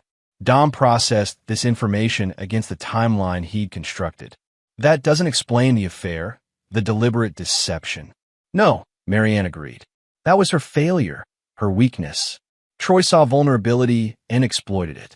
By the time she realized she wasn't dying, she'd convinced herself your marriage was already over, that the compassionate thing was a clean break. There was nothing clean about what they tried to do, Dom observed quietly. I know. Marianne reached across the counter to touch his hand. The first human contact he'd accepted in months. I'm not asking you to forgive her. I'm asking you to consider that there might be a resolution that doesn't end in complete destruction. Dom withdrew his hand gently. Why are you really here, Marianne? Beyond concern for your sister? She hesitated. Vanessa mentioned something about Amelia's foundation. She was incoherent, but it sounded like she might try to cause problems there. Dom's expression hardened immediately. That would be inadvisable. I agree completely, Marianne said quickly. That's partly why I'm here. Whatever happens between you and Vanessa should stay between you and Vanessa. Dragging Amelia into this would be unforgivable. On that, we agree. After Marianne left, Dom stood at his window, watching the city lights emerge as dusk fell. The information about Vanessa's health scare provided context, but not absolution. Still, it complicated the narrative he'd constructed. The cold calculation he'd attributed to her actions now tinged with panic and misguided protection. Dom reached for his phone, hesitated, then made the call. Walter? I need a modification to our approach. The following morning, Dom drove to a modest apartment complex on the city's west side. Vanessa answered his knock with obvious surprise, her appearance a stark contrast to her usual polished image. Her hair hung limp, dark circles shadowed her eyes, and she wore an oversized sweatshirt that Dom recognized as one of his old ones she must have taken during the move. Dom, she breathed, momentarily speechless. What are you? May I come in? He asked formally. She stepped back, gesturing vaguely to the sparsely furnished living room. It's not much. It doesn't need to be, Dom replied, remaining standing. I'll be brief. Marianne visited me yesterday. Vanessa's face flushed. She had no right. She told me about the diagnosis, Dom interrupted. The real one. The color drained from Vanessa's face as quickly as it had appeared. She sank onto the sofa. Oh, why didn't you tell me? The question came out softer than Dom had intended. Because you would have put everything on hold, she answered, not meeting his eyes. The riverfront project, the expansion plans. You would have made my illness the center of your universe. That's what partners do, Vanessa. I know. Her voice cracked, and I didn't want to be the reason your dreams got derailed. Then when the final test came back negative, I was already deep in this alternative plan with Troy. She looked up finally. He made everything sound so reasonable, so clean. Dom studied the woman he had shared his life with. Now a stranger, yet hauntingly familiar. It was never going to be clean, Ness. The use of her nickname hung in the air between them, an unintentional intimacy in an otherwise formal conversation. I know that now, she whispered. I've lost everything that matters. Dom took a deep breath. The court hearing is scheduled for March 15th. Walter is preparing an amended proposal for asset division. Vanessa looked up, confusion evident. Amended how? The foundation stays completely off limits. Non-negotiable, Dom began. But the liquid assets will be divided more equitably than originally planned. You'll retain your car and personal possessions. The retirement accounts will be split according to contribution ratios. Disbelief crossed Vanessa's face. Why would you do this? Because complete destruction doesn't actually serve justice, Dom replied, echoing Marianne's words. And because regardless of how things ended, we shared 15 years that meant something. Tears filled Vanessa's eyes. Dom, this isn't reconciliation, he interrupted firmly. This is closure. A fair ending instead of a vindictive one. Vanessa nodded slowly. I understand. As Dom turned to leave, Vanessa called after him. For what it's worth, and I know it's worth very little now, I am truly sorry for what I did.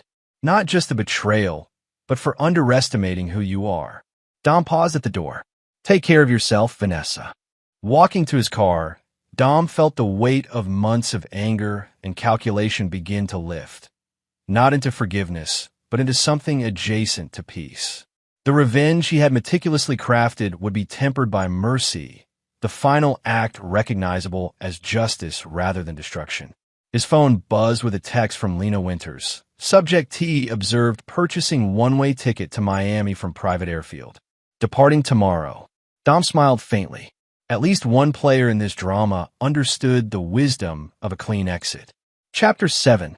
Calculated Mercy. The morning of the court hearing dawned clear and cold, a late winter sun casting long shadows across the courthouse steps. Dom arrived early, reviewing documents with Walter in a conference room that smelled of furniture polish and anxiety. You're certain about these amendments? Walter asked for the third time, tapping the revised settlement offer. They're significantly more generous than our initial position. Dom nodded. Destruction isn't the goal, Walter. Never was. Could have fooled me, the attorney remarked dryly. That was the point. Dom straightened his tie, a new one, deep burgundy against a charcoal shirt. Nothing from his life with Vanessa remained in his daily existence. Pressure reveals character. I needed to see what emerged when pushed. Walter gathered his papers. Well, your soon-to-be ex-wife revealed plenty. Speaking of which, the PI confirmed Troy Lowell boarded a private charter to Miami yesterday. Apparently, he's exploring opportunities in South America. Smart man, Dom observed without emotion. When the ground becomes unstable, relocate. The courtroom was nearly empty when they entered, a small mercy in a process designed to dismantle lives in public view. Vanessa sat with her attorney, Patricia Walcott, a divorce specialist with a reputation for aggressive settlement negotiation.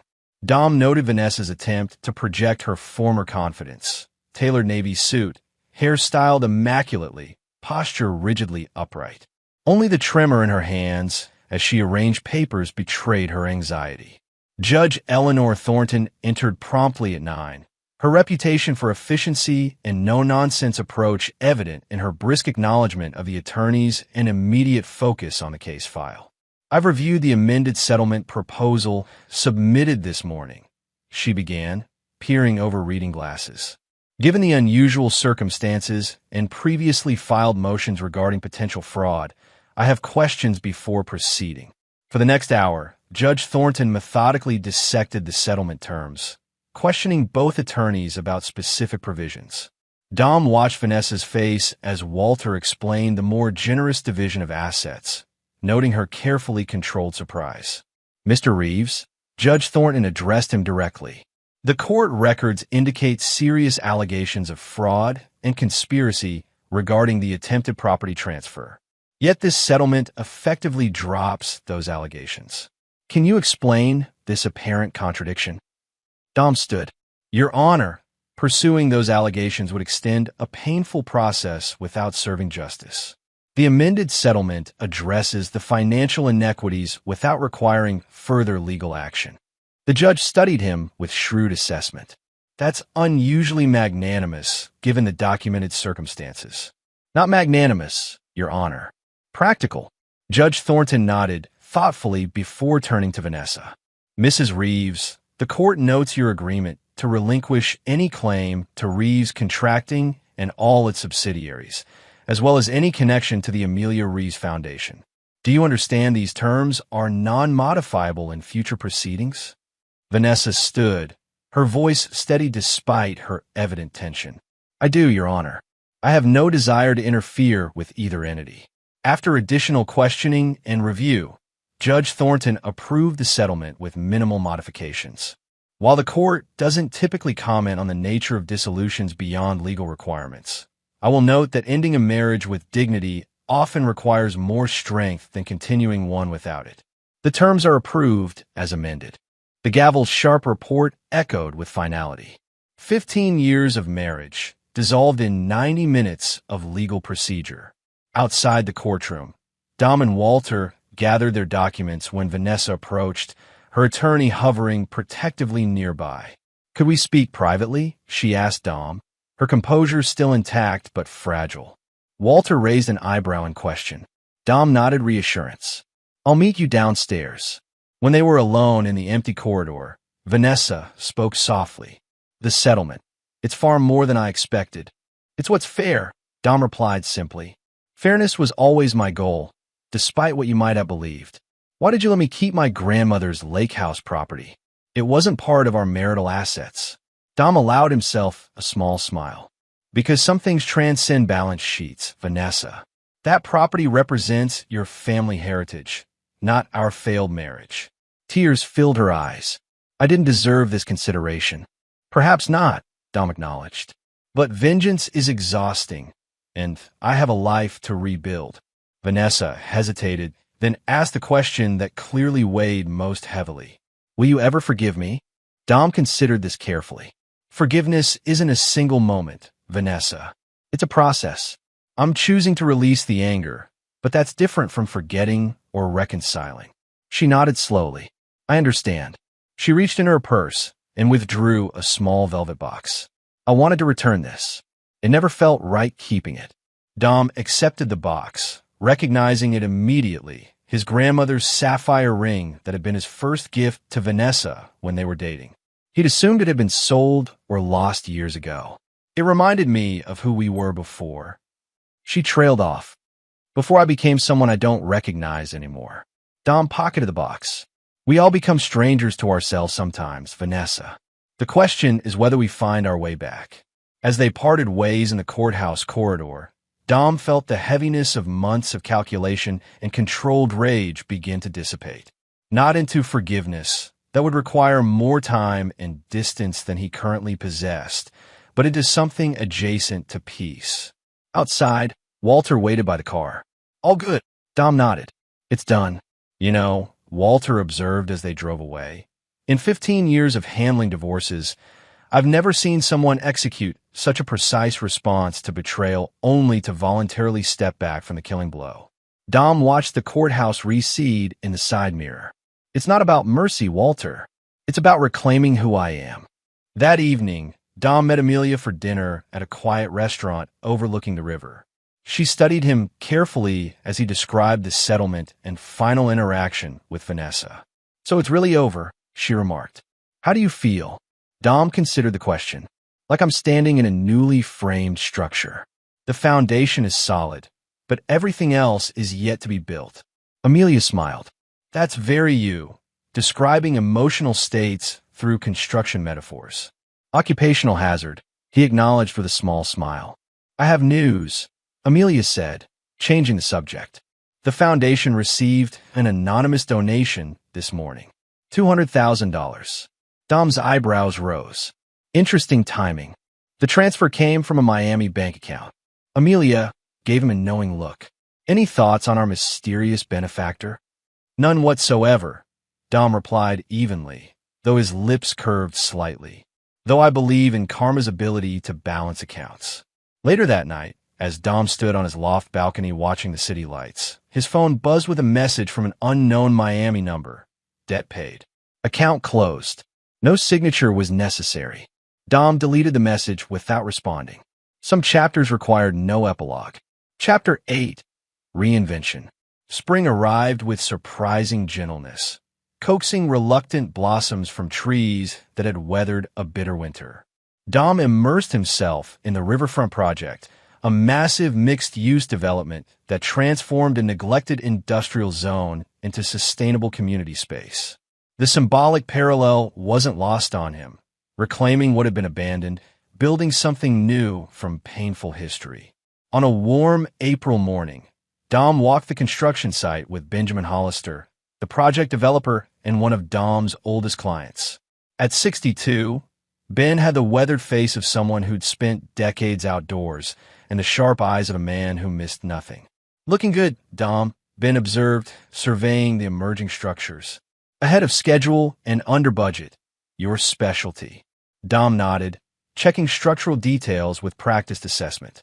"We'll complete the community center phase by June, commercial spaces by September." "That's not what I meant," Ben clarified, giving Dom a pointed look. "You're looking better. Less like you might spontaneously combust." Dom smiled faintly. "Precise terminology is important in our business, Ben. So is recognizing when the foundation has stabilized after a shock," Ben countered. "The divorce is final." 6 weeks ago. Ben nodded thoughtfully. "Margaret and I hit a rough patch after 20 years. Different circumstances, but the same fundamental question: rebuild or demolish." Dom raised an eyebrow. "I didn't know that." "Few people did. Some renovations are private matters." Ben squinted up at the steel framework rising above them. "You're not wearing your ring anymore." "Progress." Dom glanced at his bare left hand. He'd removed the wedding band the day after the closing hearing, placing it in a small wooden box he'd crafted years ago. Not discarded, but archived. A piece of history rather than an active connection. "Small steps," Dom acknowledged. Their inspection complete, Dom returned to his office in the converted warehouse that housed Reeves Contracting. His assistant, Raymond, intercepted him with messages and the day's schedule. "The Westbrook permit finally cleared," Raymond reported, falling into step beside Dom. "And the Historical Preservation Committee approved our modification proposal for the Clark Street project." "Good. Schedule the subcontractor meeting for Thursday." Dom paused at his office door. "Anything else?" Raymond hesitated. "Ms. Santiago from Urban Planning called again about the community board position. Said they need your decision by Friday." Dom nodded. "Tell her I'll call this afternoon." The community development board position had been offered 3 weeks earlier, an appointed role overseeing neighborhood revitalization projects. In previous years, Dom would have declined immediately, citing business demands. Now, the prospect of contributing to civic planning beyond commercial interests held unexpected appeal. As Dom settled at his desk, his phone buzzed with a message from Lena Winters, quarterly update as requested. Subject V, maintaining residence at West Side Apartment. Employment at Palmer Design Stable. No contact with Subject T, who remains in Bogota. Surveillance concluded as contracted. Dom replied with simple acknowledgement and a transfer of the final payment.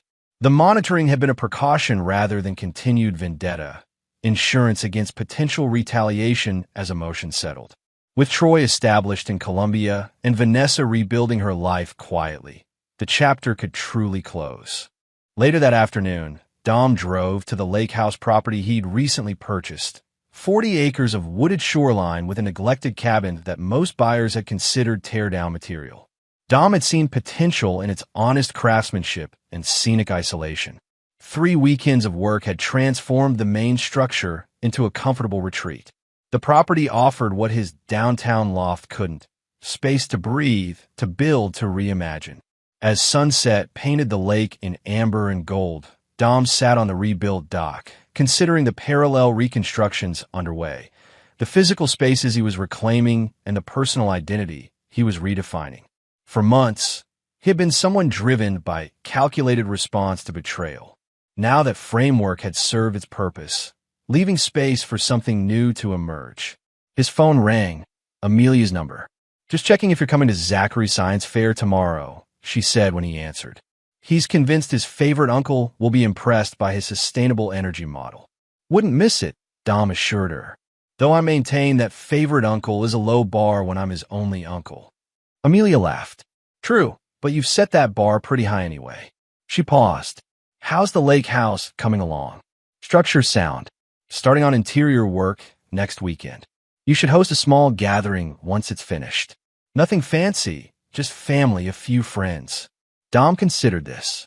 Social connections had contracted during his marriage dissolution. His focus narrowed to legal strategy and business obligations. The prospect of deliberately expanding that circle again felt both unfamiliar and necessary. I might do that, he agreed. Once the place is presentable. Good. Amelia's approval was evident. Oh, and Marian called me today. Apparently, she's been asked to coordinate the children's art therapy program for the foundation. I thought you should know before I proceed. Dom tensed slightly at the connection to Vanessa, then consciously relaxed. Marianne's qualified. Her art therapy work at the hospital is excellent. You're sure it's not complicated? Life is complicated, Amelia, Dom replied. Doesn't mean we avoid valuable contributions. After ending the call, Dom watched darkness settle over the lake, the distant lights of other cabins appearing like earthbound stars along the shoreline. The property represented his first major personal investment since the divorce, a deliberate choice to create something exclusively his, unconnected to past partnerships or shared dreams. The following week brought an unexpected encounter as Dom reviewed material samples at an upscale design showroom. He turned from a display of sustainable bamboo flooring to find himself face-to-face with Vanessa, who appeared equally startled by their meeting. For a moment, neither spoke, the showroom's ambient music filling the awkward silence. Dom noted her professional attire, clearly there on business for her interior design firm rather than personal shopping. Dom, she finally greeted him, composure recovered. I didn't expect to see you here. Likewise, he replied evenly. Working on the Anderson project? She nodded. Final selections for the lake house remodel. Another pause, less strained than the first. Dom noticed she looked healthier than at the courthouse. The haunted look replaced by something more settled, if not entirely carefree. How have you been? The question felt oddly formal for someone he'd shared a bathroom with for 15 years. Managing, she answered honestly. The apartment's small but sufficient. The firm kept me on despite everything. Dom nodded. Good. That's good. And you? Raymond mentioned you bought property on the lake. Just a small cabin. Needed work. Vanessa smiled faintly. Your specialty. The conversation lapsed into silence again, both aware of the multiple meanings layered in those simple words. Finally, Vanessa gestured to her sample cart. I should finish these selections. The client's waiting. Of course. Dom stepped aside. As she moved past him, he added, I heard Marianne's working with Amelia's foundation. Vanessa paused. She is. It means a lot to her. To both of us, actually. She'll do good work there. Vanessa studied him carefully. You didn't have to approve that. After everything. The foundation's work shouldn't be limited by our personal history, Dom replied simply. Marianne has valuable skills to offer. Something like respect flickered in Vanessa's eyes. Thank you. They parted with formal politeness. The encounter brief but significant. The first unplanned interaction without legal intermediaries or agenda. As Dom watched her walk away, he realized the sight of her no longer triggered the cold fury or deep hurt that had driven his actions for months. In its place was something more complex, a muted acknowledgement of what had been lost alongside recognition of the necessity of that loss. That evening, Dom accepted the community board position with a brief call to Elena Santiago. The 2-year appointment would begin the following month, requiring regular participation in neighborhood development decisions throughout the city's underserved districts. We're delighted you've accepted, Elena told him. Your practical experience with sustainable renovation will be invaluable to communities seeking revitalization without displacement. I'm looking forward to it, Dom replied, surprised to find the statement genuine rather than merely polite. As spring deepened into summer, Dom divided his time between expanding business projects, the lake house renovation, and his new civic responsibilities. The cabin gradually transformed from neglected shelter to personalized retreat, its spaces reflecting Dom's preferences rather than compromises with another's taste. He built custom shelving for books he'd finally allowed himself time to read, installed a workshop for woodworking projects, and constructed a deck that captured both sunrise and sunset views. In late June, following Amelia's persistent encouragement, Dom hosted a small gathering at the nearly completed lake house. The guest list remained modest. Amelia's family, Walter and his wife, several key employees and their partners, neighbors he'd befriended during the renovation. The occasion marked not just the cabin's completion, but a deliberate step into the life he was constructing beyond betrayal and its aftermath. As twilight fell, Dom stood at the edge of the gathering, observing the easy conversations unfolding across his new space. Amelia appeared beside him, offering a glass of bourbon. "Successful event," she noted, clinking her glass against his. "The place looks amazing." "It's getting there," Dom acknowledged, surveying the work still to be done with a contractor's critical eye. "I wasn't talking about the house," Amelia clarified with a meaningful look. Though that too, Dom understood her meaning. "Small steps. Sometimes that's the only way forward," she agreed. One calculated decision after another. Walter joined them, nodding appreciation at the craftsmanship evident throughout the space. "You've created something remarkable here, Dom. A complete transformation from what you started with." "That seems to be the theme lately," Dom replied with a small smile. Later, as guests departed and quiet settled over the lake house, Dom sat alone on the dock, watching moonlight trace silver patterns across the water. The revenge that had consumed his focus had fulfilled its purpose. Justice delivered through careful calculation rather than emotional reaction. Now that account was settled, leaving room for reinvention that honored who he had been while creating space for who he might become. The water lapped gently against the shore, nature's quiet reminder that even after the most violent storms, equilibrium eventually returns. Different, perhaps, but stable in its new formation. Chapter 9. Balance Restored. Autumn painted the lakeside property in brilliant hues of amber and crimson, the cabin's weathered exterior now restored to its original warmth against the seasonal backdrop. Dom stood on the expanded deck, coffee mug in hand, watching mist rise from the water in ghostly tendrils as sunrise broke over the eastern shore. The solitude no longer carried the sharp edge of isolation that had characterized his early post-divorce months. His phone buzzed with a message from Elena Santiago. Proposal approved unanimously. Funding secured for the Eastside Community Center renovation. We're ready when your team is. The community board position had evolved from obligation to passion project as Dom recognized the opportunity to apply his expertise to neighborhoods needing revitalization rather than gentrification. The Eastside project would transform an abandoned recreation center into a multi-purpose facility serving an under-resourced community. Job training programs, childcare facilities, and affordable healthcare services under one sustainable roof. The professional satisfaction of this new direction contrasted sharply with the vindictive focus that had consumed him a year earlier. The balanced ledger of justice had freed him to redirect his considerable skills toward construction rather than calculation. Dom's contemplation was interrupted by the sound of tires on gravel. Hank Dobson's truck pulling into the drive. His former neighbor had become an unexpected friend during the divorce aftermath. His straightforward nature and practical wisdom a counterbalance to Dom's tendency toward methodical analysis. "Brought those heritage apple saplings I mentioned," Hank called, climbing from his truck. "Perfect planting weather this weekend." Dom set down his coffee mug and moved to help unload the young trees. "Appreciate it. I prepared the north slope like you suggested." As they worked together positioning the saplings for optimal growth, Hank nodded toward the cabin. "Place is unrecognizable from when you bought it. Got plans for the boathouse next." "Winter project," Dom confirmed. "Converting the upper level to a guest apartment." Hank paused, leaning on his shovel. "Planning for visitors? That's progress." Dom smiled slightly at the observation. Like Amelia, Hank had witnessed Dom's gradual emergence from self-imposed isolation, offering quiet encouragement without pressure.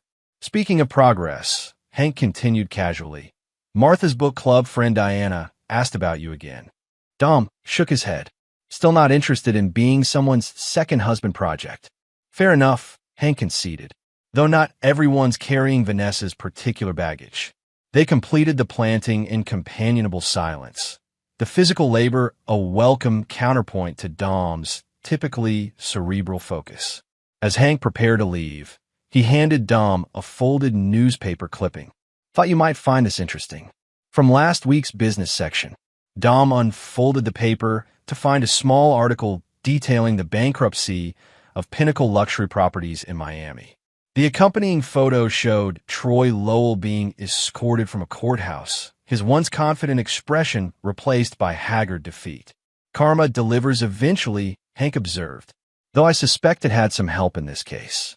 Dom scanned the article, noting the charges of fraudulent practices and misappropriation of client funds.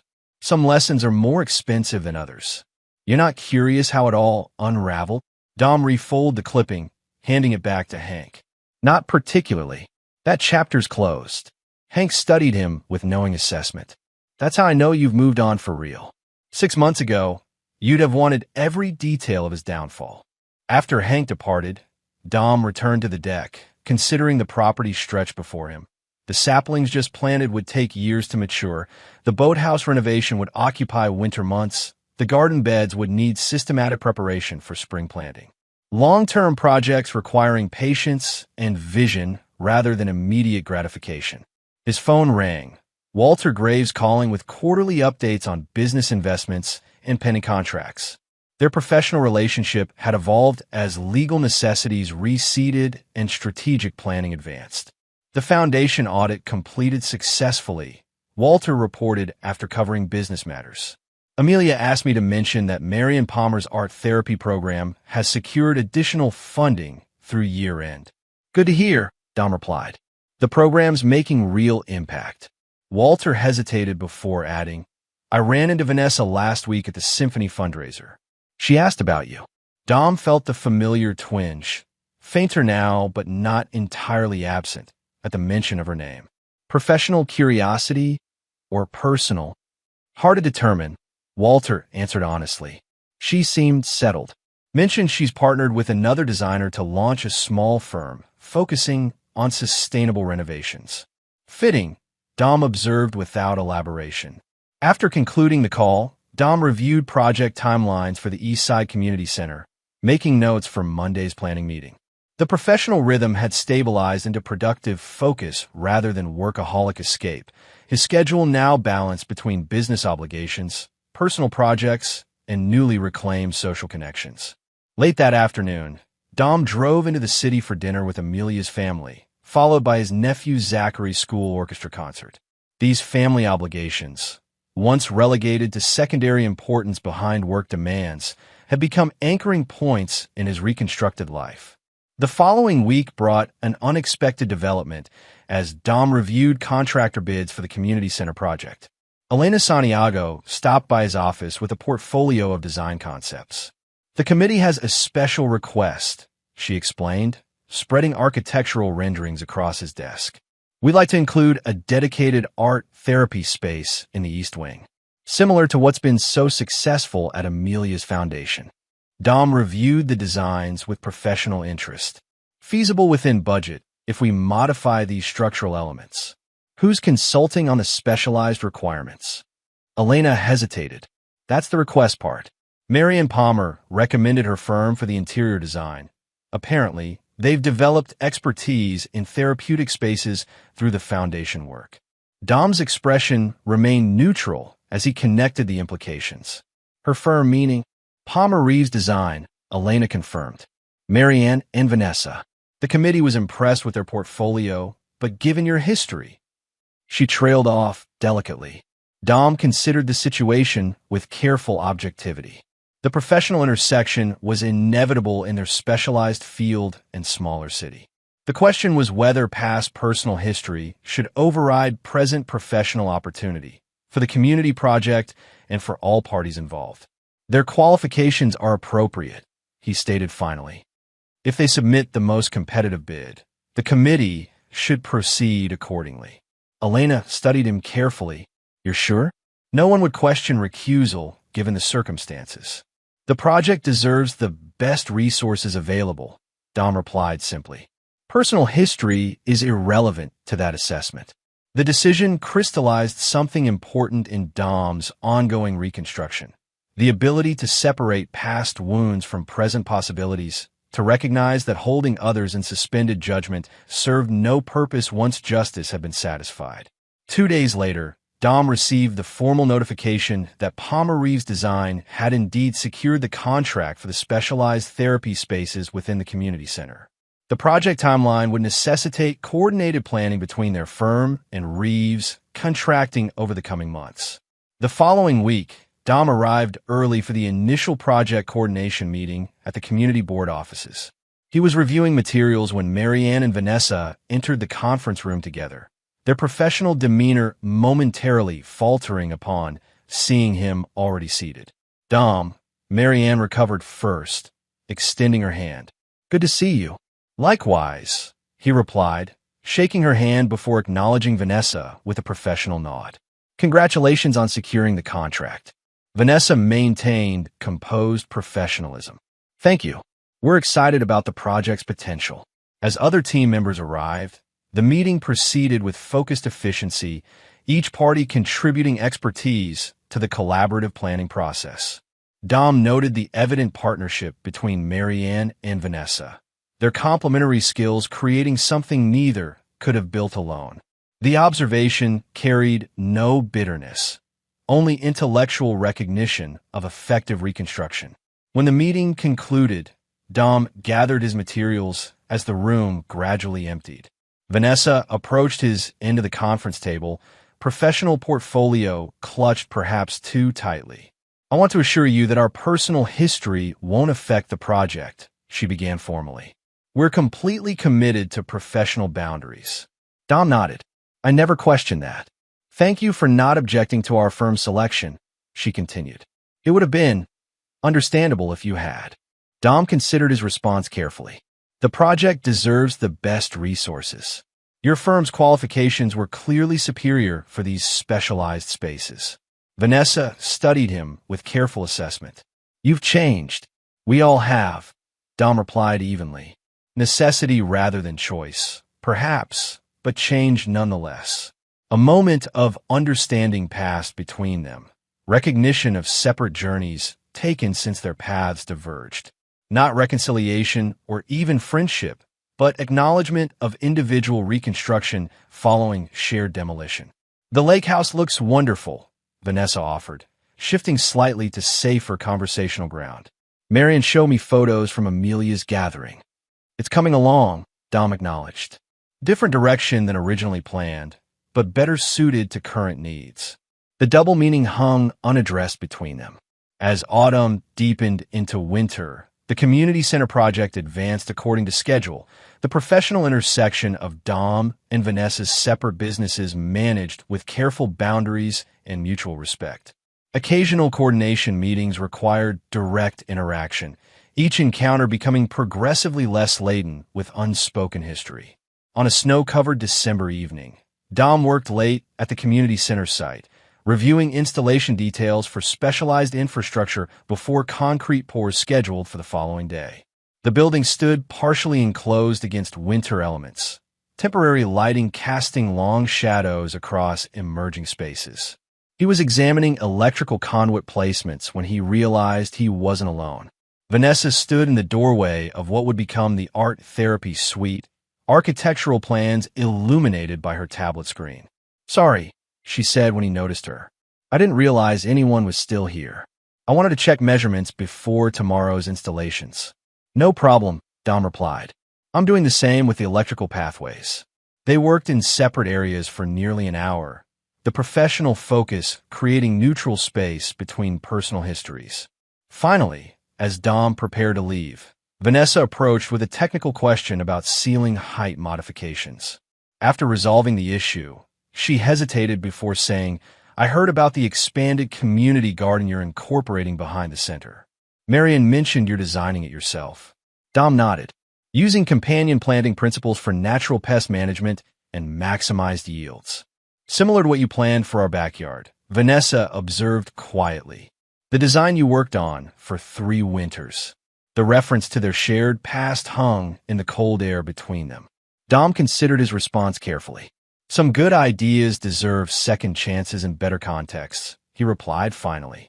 Vanessa absorbed this with thoughtful consideration. I've been seeing someone, she offered unexpectedly. A professor at the community college. Nothing serious yet, but healthier than before. Dom recognized the disclosure for what it was, not jealousy inducement, but confirmation of separate paths forward. That's good, Vanessa. I hope it works out for you. And you? She asked carefully. Amelia mentioned you've been spending time with someone from the Historical Preservation Committee. Elena, Dom confirmed. Early stages. Taking it slowly. Vanessa nodded, a complex emotion crossing her face. Not jealousy, but something adjacent to closure. She seems intelligent. Grounded. She is, Dom agreed simply. As they prepared to leave the construction site, Vanessa paused at the doorway. Do you think we could have fixed it? If I had made different choices? The question carried no manipulation or agenda, just honest curiosity about alternate realities now foreclosed. Dom considered this carefully. I think by the time choices became visible, foundations had already weakened beyond repair. Not just your choices, mine too. Your choices? Vanessa questioned with genuine surprise. Prioritizing projects over partnership. Assuming stability required no maintenance, Dom acknowledged. The betrayal was yours, but the neglect was mutual. The admission represented not absolution, but perspective, hard-earned through months of reconstruction. Not of their marriage, which remained properly dismantled, but of their separate understandings of what had transpired. Thank you for saying that, Vanessa said quietly. It doesn't change what happened, but it acknowledges the complexity. Dom finished for her. Justice requires truth, not just judgment. As they walked to their separate vehicles through gently falling snow, Dom recognized the balanced ledger his careful calculations had finally achieved. Not vindictive destruction, but calibrated consequence, creating space for both accountability and reconstruction. Spring arrived with the community center nearing completion, its transformed spaces bearing little resemblance to the abandoned structure that had preceded it. Dom walked through the nearly finished art therapy suite where Vanessa and Marianne directed installation of specialized features. Wall systems that accommodated various therapeutic modalities, lighting designed for sensory-sensitive occupants, surfaces selected for both durability and comfort. We're ahead of schedule, Marianne noted as Dom reviewed the installation progress. Everything's coming together beautifully. Dom nodded approval. The integration between structural elements and specialized functions is seamless. Your firm's expertise made a significant difference. Vanessa accepted the professional acknowledgement with quiet confidence. The foundation work provided valuable insights into what these spaces truly need to function effectively. The grand opening ceremony 2 weeks later brought community members, funding partners, and project contributors together in celebration of the transformed space. Dom stood at the periphery, observing the culmination of collaborative effort with professional satisfaction. Elena joined him, her presence comfortable at his side after months of cautious dating. You should be center stage, she noted. This wouldn't have happened without your involvement. Dom shook his head slightly. The project succeeded because everyone contributed appropriate expertise at the right time. My role was just one piece. As community members explored the new facilities, Dom watched Vanessa and Marianne conducting tours of the therapeutic spaces. The professional respect their firm had earned was evident in the attention their explanations received. Later, as the celebration wound down, Dom found himself alone in the main corridor when Vanessa approached. The contractors are finishing the last details in the East Wing, she informed him professionally before adding, It's really remarkable what you've helped create here. What we've created, Dom corrected.